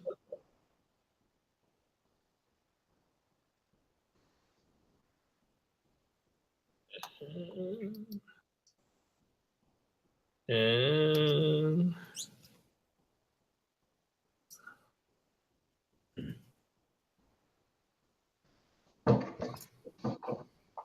Do I need to give you? there you go. Well, I'm pending to be linked to you, but I get so Darren Bell shows manager community connection program, Chapel Hill, Carborough City Schools, Northeastern University. You're in Chapel Hill, North Carolina, and professional with over 20 years of experience in championing development and adoption of transformative technologies, utilizing customer service, engineering, project management, marketing, and leadership skills. Success happens when preparation and hard work meet opportunities. And this gives a little bit of who it is. But again, I want you guys to get used to this is what you, right? When somebody's going to come in or I have your speakers interest, pull up their LinkedIn, check out who they are, get an idea. So that way you sort of have a context on what you might hear, what you might learn, that type of thing. So we were just having a lesson on LinkedIn. Everybody here is going to set up a LinkedIn profile. So I just wanted to show them yours prior to bringing you online. And I will let you now speak for yourself. And so this is Darren Bell. And Darren, you have the class. You can probably see me. Yeah. But, this is the class. Hello. So you've got about 30 very eager students here in Sylmar, California. Okay, excellent. And I gave them a little bit of an idea on the opportunity to collaborate, but would love for you to share with us. Okay. You get an echo? It was cutting out a little bit. Yeah, Can you hear me? How's it now? How's the communication? Perfect? Yes. All right, excellent. Once again, my name is Darren Bell, and I am a electrical engineer by trade. I design networking equipment, computers equipment to make all this stuff happen. I graduated from college back in 1990, many, many moons ago. And one of the things that when I was in school, though, is that in my class, I was one of very, very few people of, black, brown color in the classroom. And one of the things that you know, that created challenges and things like that. But it also drove me to where I am today. And that's the reason why I talk about that, is because I like to help promote, and I like to help students, people who have that interest, to really perform and to really be able to chase your interest, because there's always going to be a lot of challenges out there for you. There's always going to be a lot of things that, you know, obstacles for you to overcome. I mean, that's life, you know. And really, like I always said, is that the measure of a man is the way you overcome those obstacles, the way you overcome those challenges. And that's really what I like to talk about. Because now I'm in a role now with the Chapel Hill Carrboro City School District, where I do a lot of mentoring of students. And we actually have a group within the Chapel Hill Carrboro City School District, and one of the schools called Brothers of Unity. And that group is basically a cohort of about 15 students of very, very, very, very wide range of social, economic background. But what it is, though, is that they support each other in the different endeavors. And one of the things that, you know, like I said, my thing is that I'm into technology, and I love technology. And what's really interesting, what's really exciting about technology nowadays is that, you know, when I was growing up back in the day, when I was young, you know, you would just take your little camera out and you would videotape yourself or whatever, and you know, you would have to actually mail it to someone or whatever to be able to share who you are, what you're all about. But now with the way social media is, and also the way we have all the innovative technologies and innovative ways of being able to reach people, you know, you could do a lot of this stuff on your own, by yourself, and express yourself in any way you want to. In other words, technology is allowing people to have a voice. You know, we always talk about the people, you know, the voiceless, the people that cannot be heard, but technology allows anybody to have the voice. And that's really what the power of all this, and that's really what some of the things that I do with the students that I work with, is that, you know what? The most important thing is, tell you the truth, is trying to find your voice. You know, the first couple of meetings that we have, the first couple of meetings that we talk about and we share are basically, who are you? What are you? What you represent? And that actually goes back to, and I'm sorry I didn't let you have access to my LinkedIn account yet. I just didn't have time, so I was running around today. But that's part of your voice. LinkedIn. Who are you? How do you express yourself? You could express yourself in a very, very positive way on LinkedIn and on these social media and all this thing, or you could express yourself in a very negative way, but it's in your control. And you could also express the environment around you too. And that's really what I'm working with the students now, is, like I say, is that, you know, what does it mean to be named Brothers of Unity? You know, that could have a lot of different meanings, a lot of different things. But instead of me pushing down on them what that definition is, I'm allowing them to come up with that definition. And we're providing them with 360 cameras. And they're going to go out and just basically capture and work on defining who they are. But also, though, like you say, now they're utilizing media that, you know, a 360 camera back in the day for me was, you had to take 25 pictures going around in a circle. Now you have 360, you know. So now this is an innovation that is really exciting to be a part of, an exciting, you know, technology. When you're talking about 360, you're talking about virtual reality, augmented reality, you know, all these different things all together are allowing, like I say, allowing people to have a voice. And if you understand how to use a lot of this technology, to be honest with you, you even have a louder voice and a bigger voice. Does that make sense to you? Yeah, absolutely. Cool. So one of the things that we were just thinking about as a collaboration was that, you know, I think it would be exciting that for the students over here to work with you guys. And like I say, we have this 360 video technology to maybe capture things for you.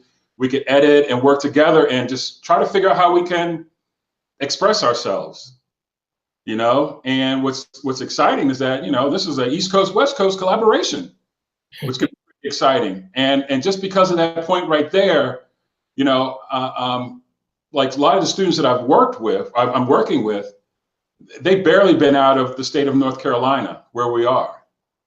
And it's just exciting to be able to see, wow, there's more to this out there. The world is bigger, but yet smaller than what they believed. So that's what, you know, we're just throwing out ideas and just trying to think about how we could potentially just collaborate and just work together. Now there's going to be time zone issues and things like that, but you know, if you have a dream and you have a want, we could accomplish things.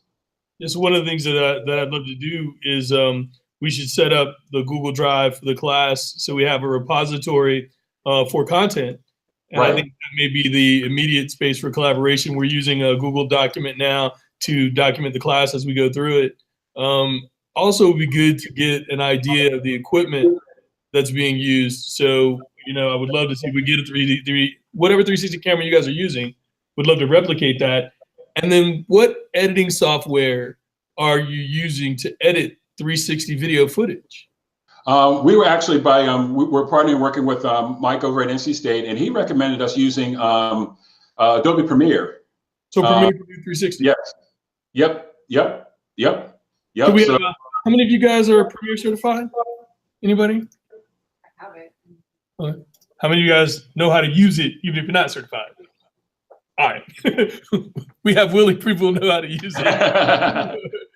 No, but I think that would be the next thing to look at would be the editing process for 360 video in Premiere, and then understanding maybe I know Michael's going to have the class. It's here on the 20th, or Dennis, I guess, is his counterpart. Derek. And so I guess the class here who goes to that field trip will at least see how to shoot in 360 and have some of those tips. So it may make sense, one, to if you could share any kind of footage or anything you have on just here's the scope of the project, right? Here's the camera you're using. Here's the process we're thinking about using. We'll post that. Maybe we can discuss that next week. And then you guys will have the lesson on that on the 20th. So, and that's right before you guys go on the trip. It'd be great then to sort of figure out, okay, great. You guys, and then that comes back after spring break. So it looks like to me something that coming back from spring break, you'll have footage.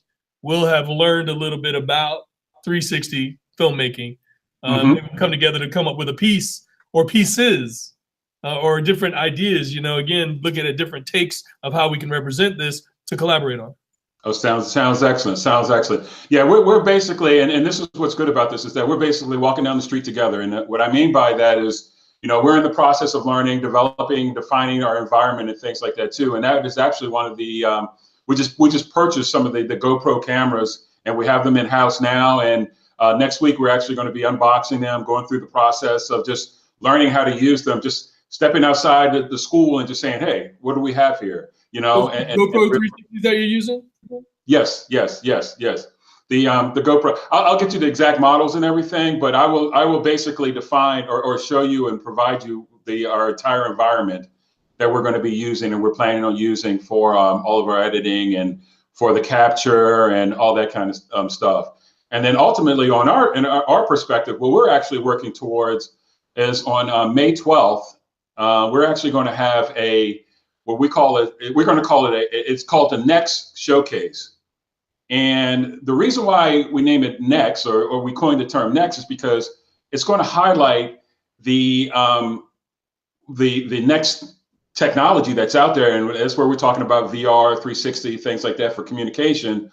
But it also, we're going to have our students, and they're going to actually partner with other groups within the high school to actually put together what we call creator, facilitators, and ambassadors program. In other words, instead of just being consumers, we're going to show that we are the next creators, facilitators, and ambassadors of technology.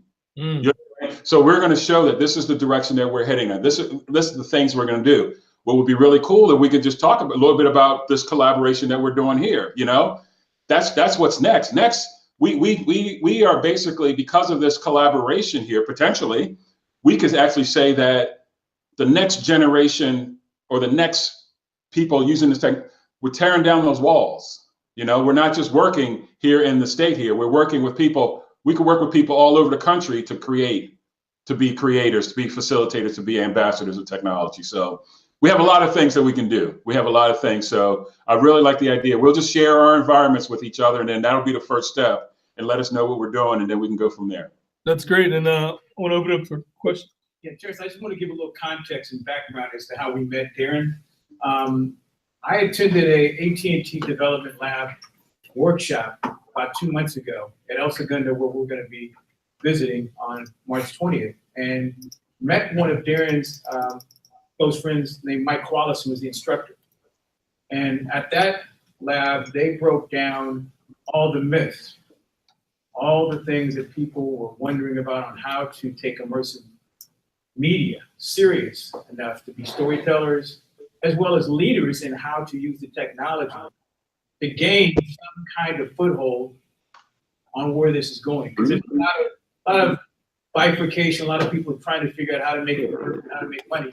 But at this workshop, they broke down a lot of those myths and talked a lot about forecasts and where we could go as storytellers.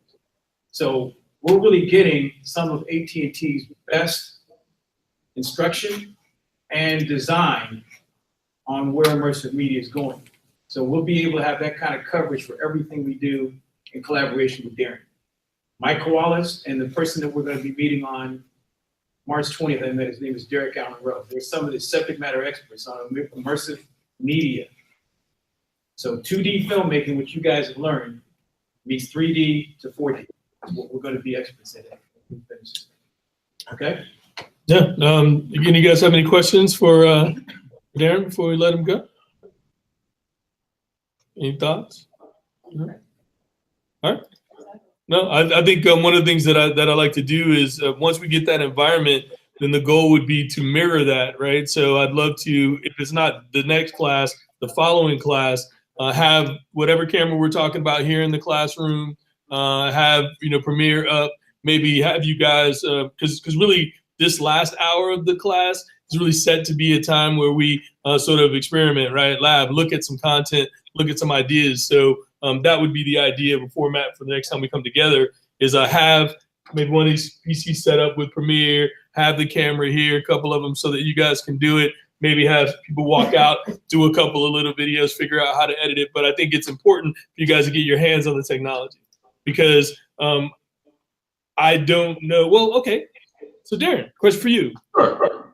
Any idea of the advantage of what 360 brings to the subject matter that you guys have thought about so far, or is that where we are right now? Is what is the advantage? It brings a that's a very good question, and we did talk about that. One of the things that it brings, first of all, it brings a wow effect, and it draws people in. Okay, and that's step one. But also, it really, if it's done properly, and with a very good narrative of story and everything around it, that's the whole point of being immersed in it, is that if it's done properly, you can actually take that person into your world and really bring them directly into your world, and that's really the secret of it all now. And that's really the whole concept when we're talking about immersive technology. That's the difference between, just a pure non-immersive and immersive technology. Immersive technology has you, the only way you can get even more immersive if you're walking down the side of a river is that somebody's squirting water on you while you're walking next to it. You know what I mean? That's really some of the things that really you want to be able to immerse and be able to experience it. And it gets you closer to that point. And what we're finding, especially here in the Chapel Hill Colorado City School District, is that we actually are talking about, just to let you know about immersive technology, we're actually talking about that when kids go on field trips, we actually are thinking about having a pool of 360 cameras available so that students can actually film their field trip, bring it back, and then we will have a depository, basically, of a location on the server where kids who are unable to attend, or let's say somebody's really looking to experience that, have that experience, can actually view it also. So it's almost like the same thing as, if you were visiting Chapel Hill Mhm. in the University of North Carolina, I could provide you with 20 pictures of University of North Carolina, or I could take you on a video tour of University of North Carolina, or I could take you on an immersive 360 surround video tour of University of North Carolina. And you see the difference. You can still get, but it just gives you more richness to the experience. It just brings them, yeah, it brings more richness to the experience. I guess that's. I think that's good. I think that, and maybe that's part of the challenge that we look at there. Yeah. So Terrence, I had a question. This is for the group. Has anybody not been to a museum somewhere in Southern California? If you've never been to a museum, raise your hand. So everybody's been to a museum. So one of the things we've been talking about is a museum is part of the destination, part of the story. And Darren's going to help us connect to. There's a museum that they're going to visit in Washington, D.C. from North Carolina. Part of the Smithsonian model. Has anybody never heard of the Smithsonian? Raise your hand if you've never heard of the Smithsonian. Okay.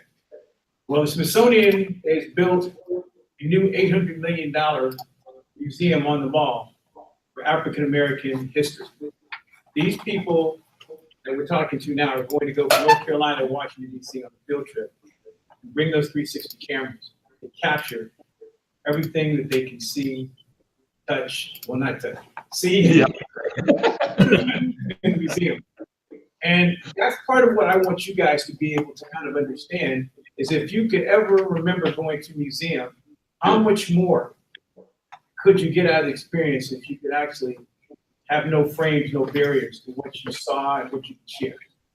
So I'm going to show you guys examples. So I have a really good friend who's a producer who worked at NBC, worked on the Olympics, and in his spare personal time, he does what he calls urban VR. And so this is a 360 tour of the Toyota Commemorative Museum.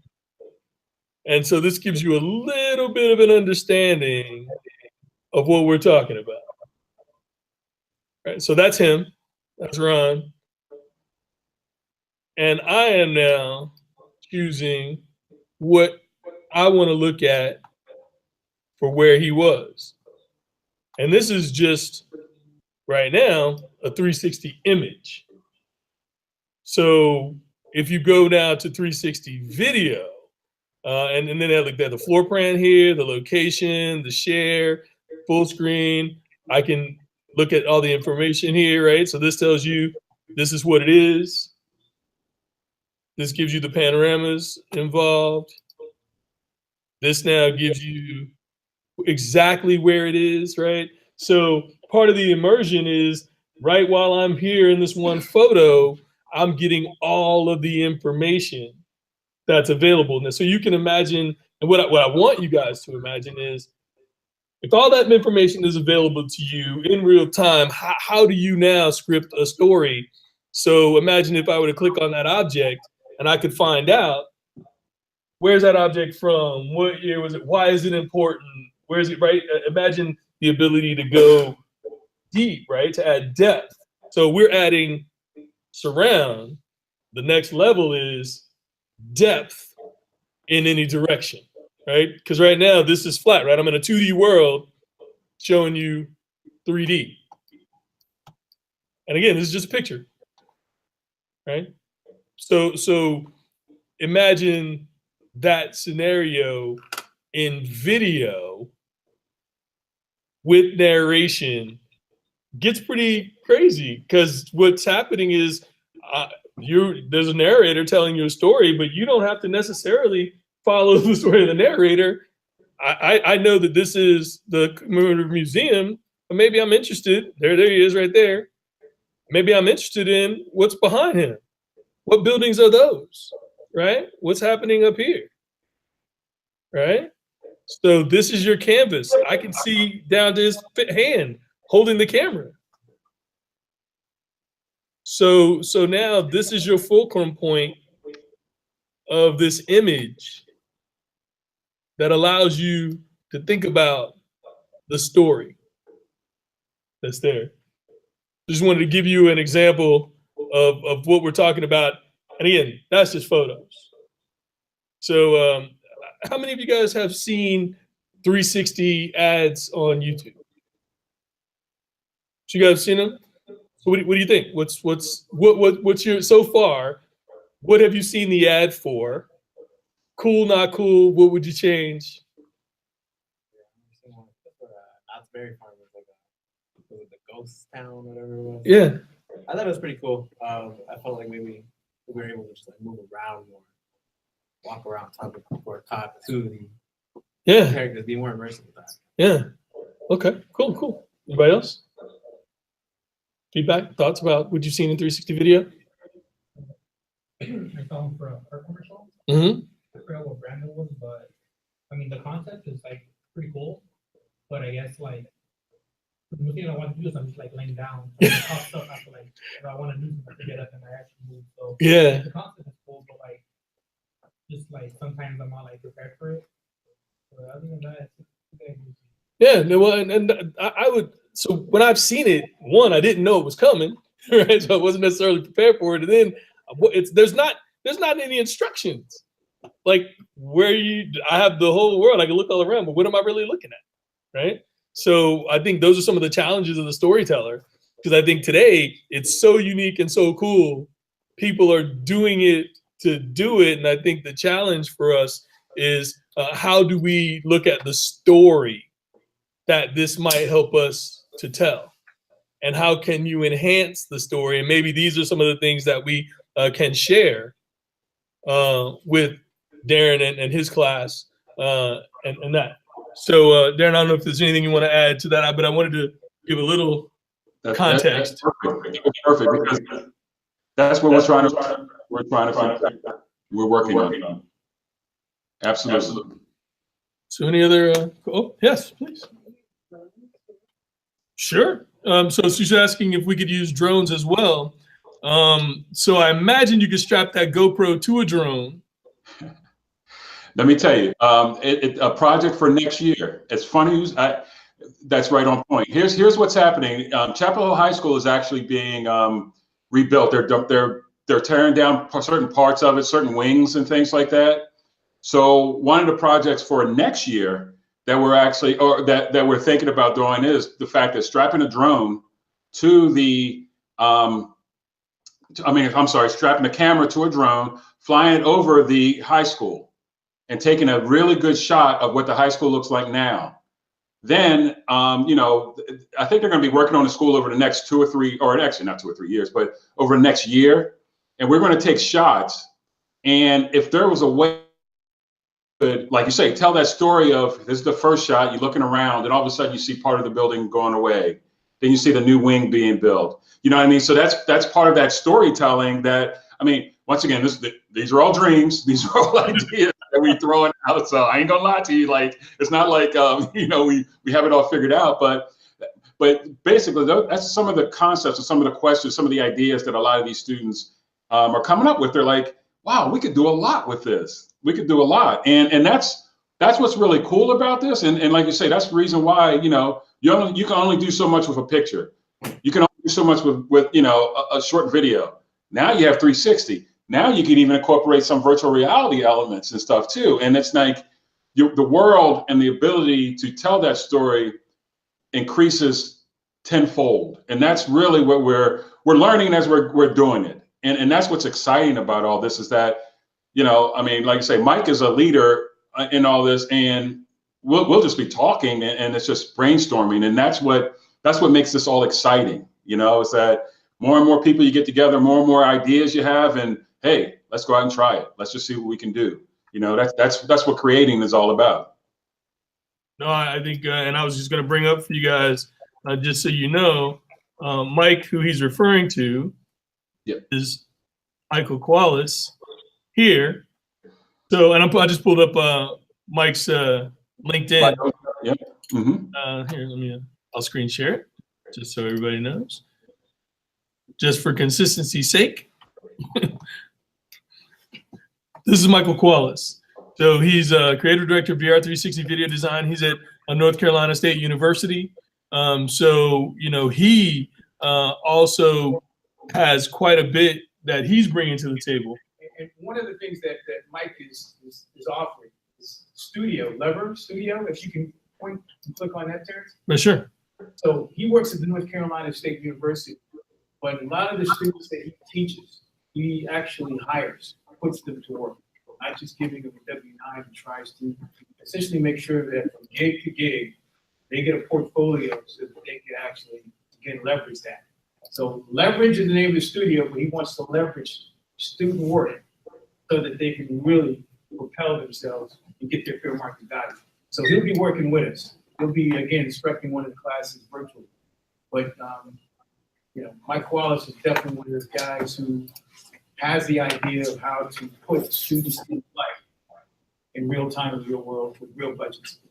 So this is the House of Swank, which he has his VR 360, right? So again, more examples, and I'll put links to this in the document so you guys can go back and take a look. But I think that's the core is, to look at all the opportunities. He's got NC State Wolfpack football. The car commercial, you can just click on that one real quick. That's the car commercial?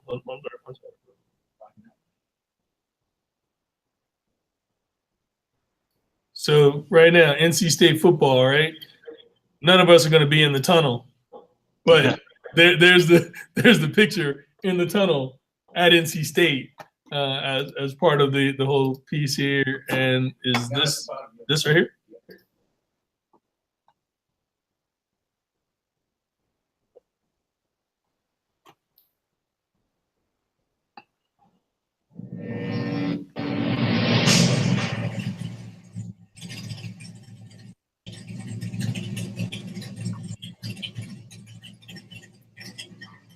So this is 360 video. Yeah. So it's moving and I'm moving. Right, so he's about to go around this course.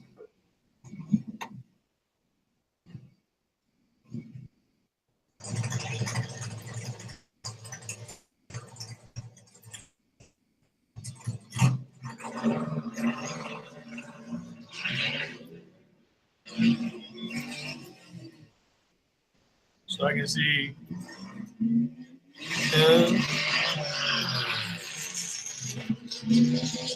so I'm following him. So I was panning while he was driving.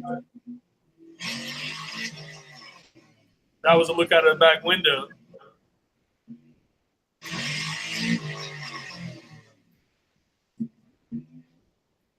So pretty crazy, right? I'm steering where I'm looking while the car is moving. Mind you guys, this is real early stuff. Like a couple years ago. I think you guys get a general idea.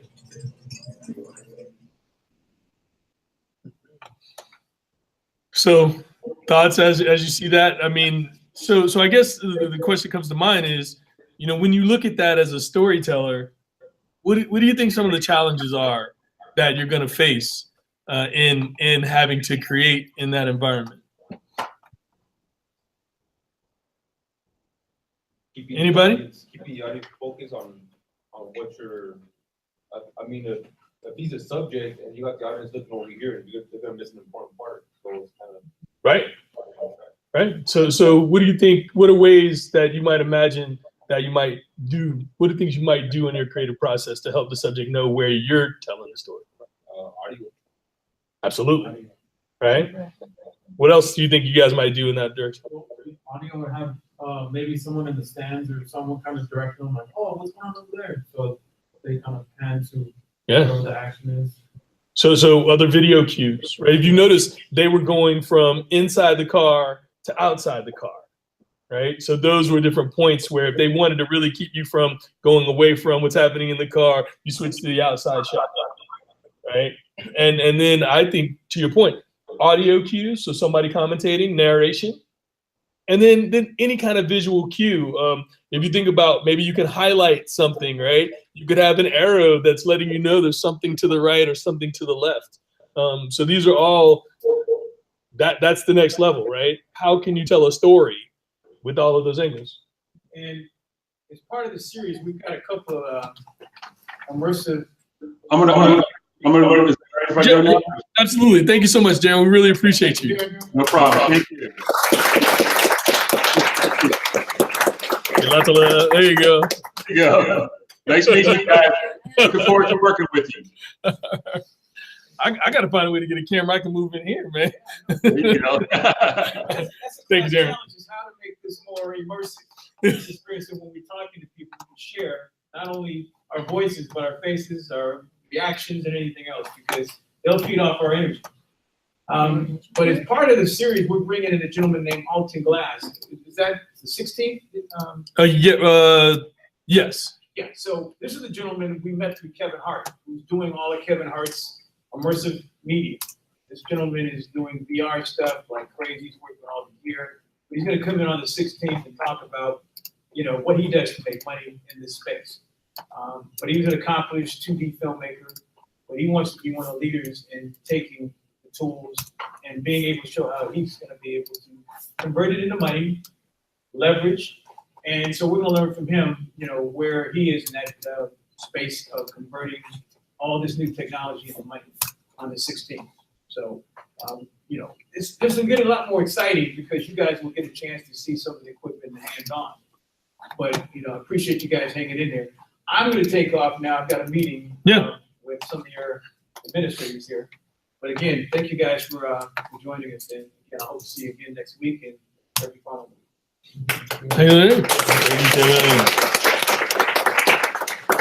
So I'm just gonna make sure that I captured everything from the class here, just to make sure you have everything you need. So assignment for next week: create a LinkedIn profile, review and share some results.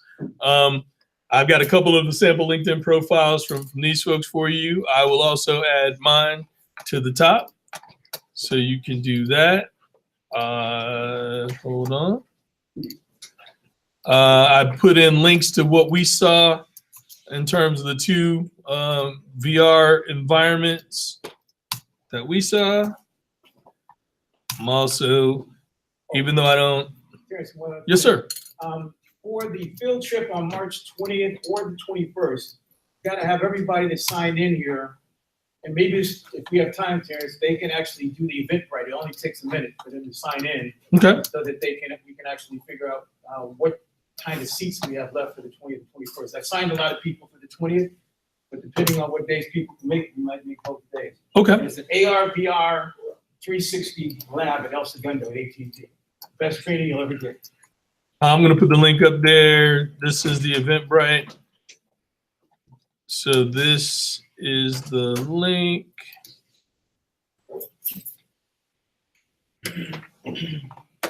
So I'm going to add this. This is what Kevin was talking about. So that's a field trip link. It's going to be underneath the field trip here on the 20th. So there's the Eventbrite link for you guys to register there for anybody who wants to attend the field trip to AT&T on the 20th. So please do sign up there.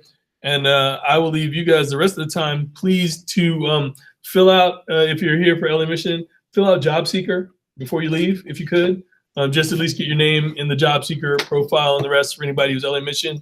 And other than that, I'm around for questions or anything else you guys see that I missed in terms of what you guys would need in terms of links. Yes. My email address, it's Terry Cummings. Can you change it to Gmail because I have the same. Oh yeah, sure. Gmail, you convinced me. So Terry Timmy at Gmail? Yeah. Perfect. And I would say if you guys don't have a Gmail account, you probably should just set up a Gmail account so you have one. Just because some of the things that we'll be doing might require you to go into Google to get to Google Drive. It's just much easier to get to Hangout and all that kind of stuff through a Gmail link for that software. Any other questions before we Jess? As long as we give you our email, we should be receiving I don't know what it's called, like we can view it, right? Oh, the link to the Google Day. Yes. So one of the things I'm going to do is right after the class, I'm going to put you guys on a class email, and then you guys will all have this Google Doc that I'm sharing here to look at. Cool. Any other questions? Eventbrite, and the link is here, right there. So that it'll be right here under the AT&T El Segundo on the 20th. And so it's Eventbrite, and it's called Humans Virtual Reality. Yep. So I'm going to send you guys all an email within the next. I'll do it before I leave. So I'll give myself an assignment. You guys do the job seeker. I'll send out the team email. Cool. Please. Is there, you said the 20th and the 21st? This was just the 20th. They have the same one on the 21st. So we're not doing the field trip on the 21st. Okay. But if personally you weren't able to go on the 20th, they do repeat the exact same thing on the 21st. Okay. And then I can get the same information. Same information on this link. Cool. Any other questions? I believe it is 6. Let me click it again just so I make sure I know before I speak out of turn here. Hold on.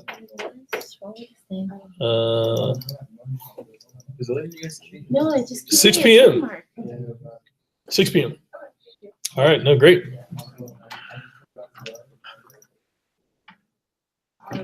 We have a problem. Uh-oh. Not working? Job speaker, you can't really sign in. You can't? Yeah, it says select the school, but it doesn't give you an option, just check mark. You can't select the LA mission, no? No, they don't give you the option. Okay. I'll find out from Curtis. So I'll put information on job seeker so you can sign in. So I'll have that. I'll send it on an email. Do you have any more of These, yes. Can I have another one? 'Cause someone else already have that. This one's, this is the only one. I also Curtis might have some more there. Oh, how'd you do that? You know, Oh, I just put LA mission in the thing. Oh, you put it in the, okay, you found out how to do it? You know, And then you have the more of those. You put LA mission in the. Oh, the digital Hollywood? bar thing. I don't, but I'll send you the link. Okay. Here, you can have this one. Let's get a picture of it. Does, Sam Mark polish these? Oh, Joshua, I don't know. I know this is set for only for the students here, but we'll find a way to get you guys included. Thank you. I'll Terry, see thank you so much. On the 12th. Yeah, I'll see you on the 12th. Thank you, Terry. So. Yay, it worked. It worked? Oh, thank you. How are you, sir? I have a question. Yeah, sure. Exactly what is because I'm in my I'm in CPR and I guess I just found out about this morning. It's made me show up and it's like this. And I guess what is the end goal of these sessions? Something we're trying to do is get you prepared to be able to go on interviews for internships, and ultimately then, and also to get the produce content using VR, AR, 360. So there's sort of a two-pronged goal because there's a competition called AT&T Shape happening in June. I would love for some of the ideas that we create here to be able to get us to be able to submit to that. And then you go. It's not knowing that that's really kind of getting down, but the other one is really all the internships and things that you guys would have access to. They'll come to the program. So Kevin Hart Studios will be offering internships. Digital Hollywood will be offering internships, paid internships. So those are the two goals that we have: is one, get you guys prepped to get you on at least 3 interviews for particular internships, or if you're already working. And the idea is how to get your own reel, your own content set up and produce some of those. So would we actually be using 360 cameras and editing in class? Absolutely. So my goal, because we have content production labs. So the last 4 weeks of the class is all production labs. So when we come back from spring break, here, let me show you here. So we come back from spring break, and starting on May 4th, we do content production all the way through May, and then we present. So literally, there's no more classwork after May 4th. It's all production in class, shooting stuff, editing stuff, having you guys work on all of it here. Okay. So yeah, so my goal is, want to walk you through all that kind of stuff. But man, every week from that part, I want you guys in here, hopefully working in groups and showing stuff that you shot last week, and we'll screen some of it and come up with some ideas and help you guys get stuff that you can have finally in a reel, so that you have credits and all that kind of stuff. Hey, brother. Thank you very much, man. Absolutely, my pleasure, man. Thank you for coming up. I appreciate that. All right, man. All right, thank you very much, man. I really appreciate you bringing this a lot. No problem. Get a little something. No, definitely. I got some stuff that we get a part of. Oh. I think the information part is like on point. And then there's going to be a space to actually, 3 hours to actually do that stuff. Why would I, okay, talk about we didn't make Well, that's that's my next step. So the last hour of every class should be that. I want to like demo where I wish I had today. There's a 360 camera. There's Adobe Premiere. Here, let's walk out here. I'm gonna shoot this thing in the class. Now here's the video. It's up on a thing. You guys go for Premiere, edit it together, put together what you think. And the last 4 weeks are nothing but that. It's all that. So I'll try to make sure I get the lab part going because I mean, yeah, like I said. Today was really more of a feel out and information and just get people set on the same, baseline. But it's quickly gonna move down to hands on. I want to bring in some VR headsets, all that kind of stuff. That's it. That's all we do.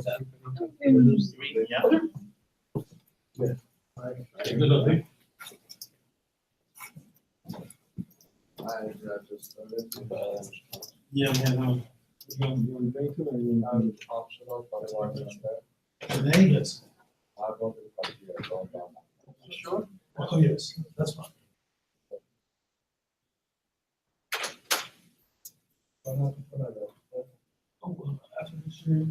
Another. So they'll send you a waiver, and then your name will be just added to the list. So I do it's there.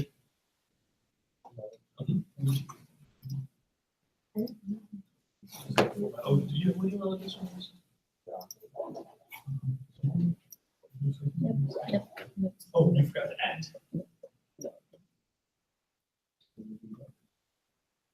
You need to create a password. Oh, yeah. Just something you can use because that's going to be. I would do something super simple, like you use your name. Like when I do a lot of times, I use exactly my name right there.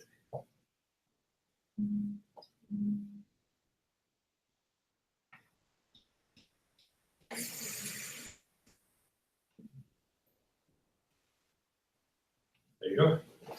That's true. We're set up. That's it. No, thank you very much. Oh,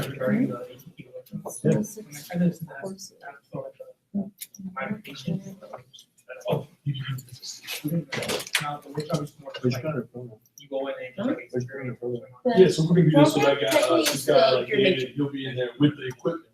And he'll be doing the workshop, showing our hands-on, right, techniques of shooting, how to use it. My hope is we come back in here, got a 360 camera and Premiere setup, you guys get to get that going. Why are there so many? The 20. Hackathon is on the, so on top of the hackathon, you'll just see what the subject matter is of the hackathon. So I'm learning that one when I go in, so that's at USC. And they're gonna give us, here's all the tools you can use. That's what inspired me. I made her good. I saw that. So that's not too awesome. Oh, no, you should, I don't think that's, we already have a group of people that can do it. Oh. Thank you. Yes, that is coming out. I'm gonna do that before I leave. Is that? No, that's it. Thank you so much. With an E. Yes. I remember.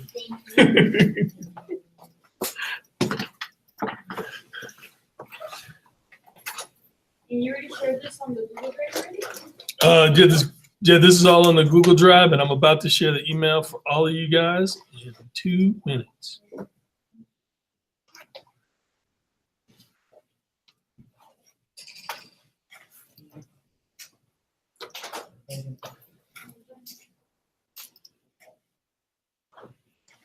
Those your glasses? Oh no, those aren't me. I think somebody may have left them there. The ones up on top? Yeah, those aren't me. I just didn't want, No. if they were yours. Oh no, no, thank you. I think somebody's gonna be missing those real quick though. All right, bye. See you guys next week.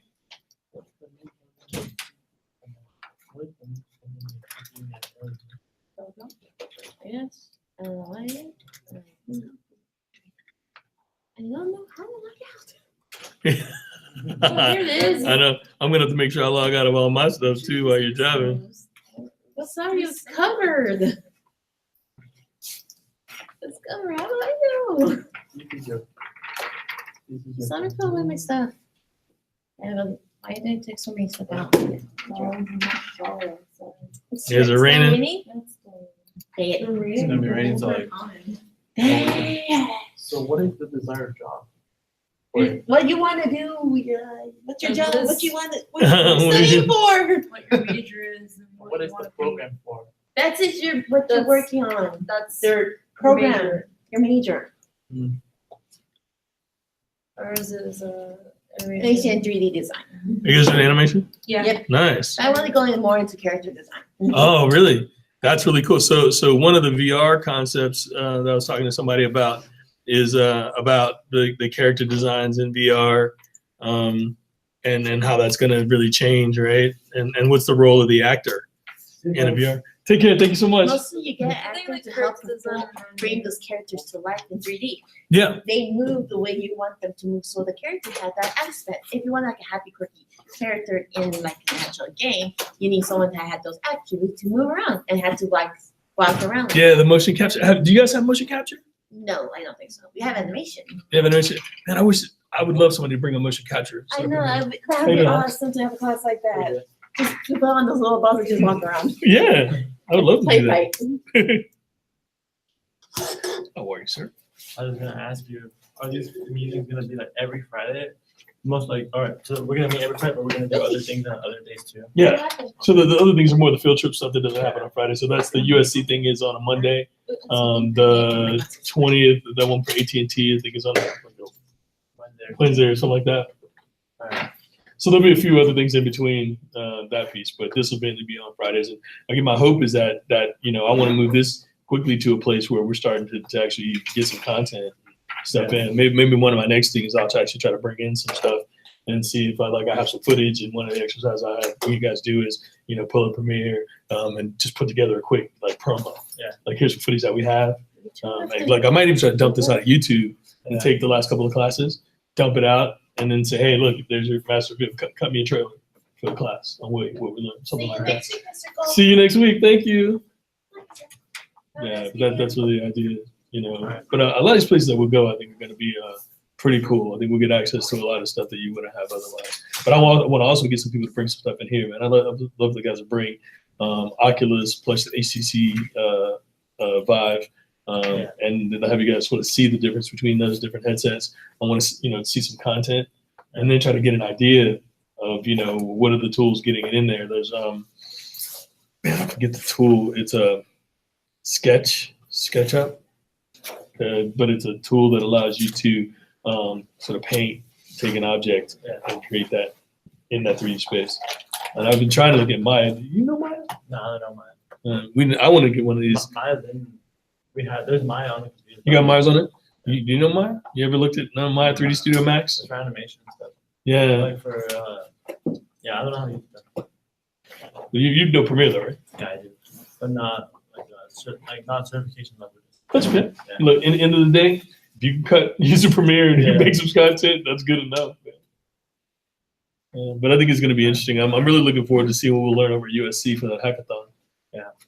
Like there's a lot of stuff that like this class, I don't even know if I could do it because I already this is like a Friday I took off of work. I went to work early and I got off early to come because I already have my commitment to work, But look,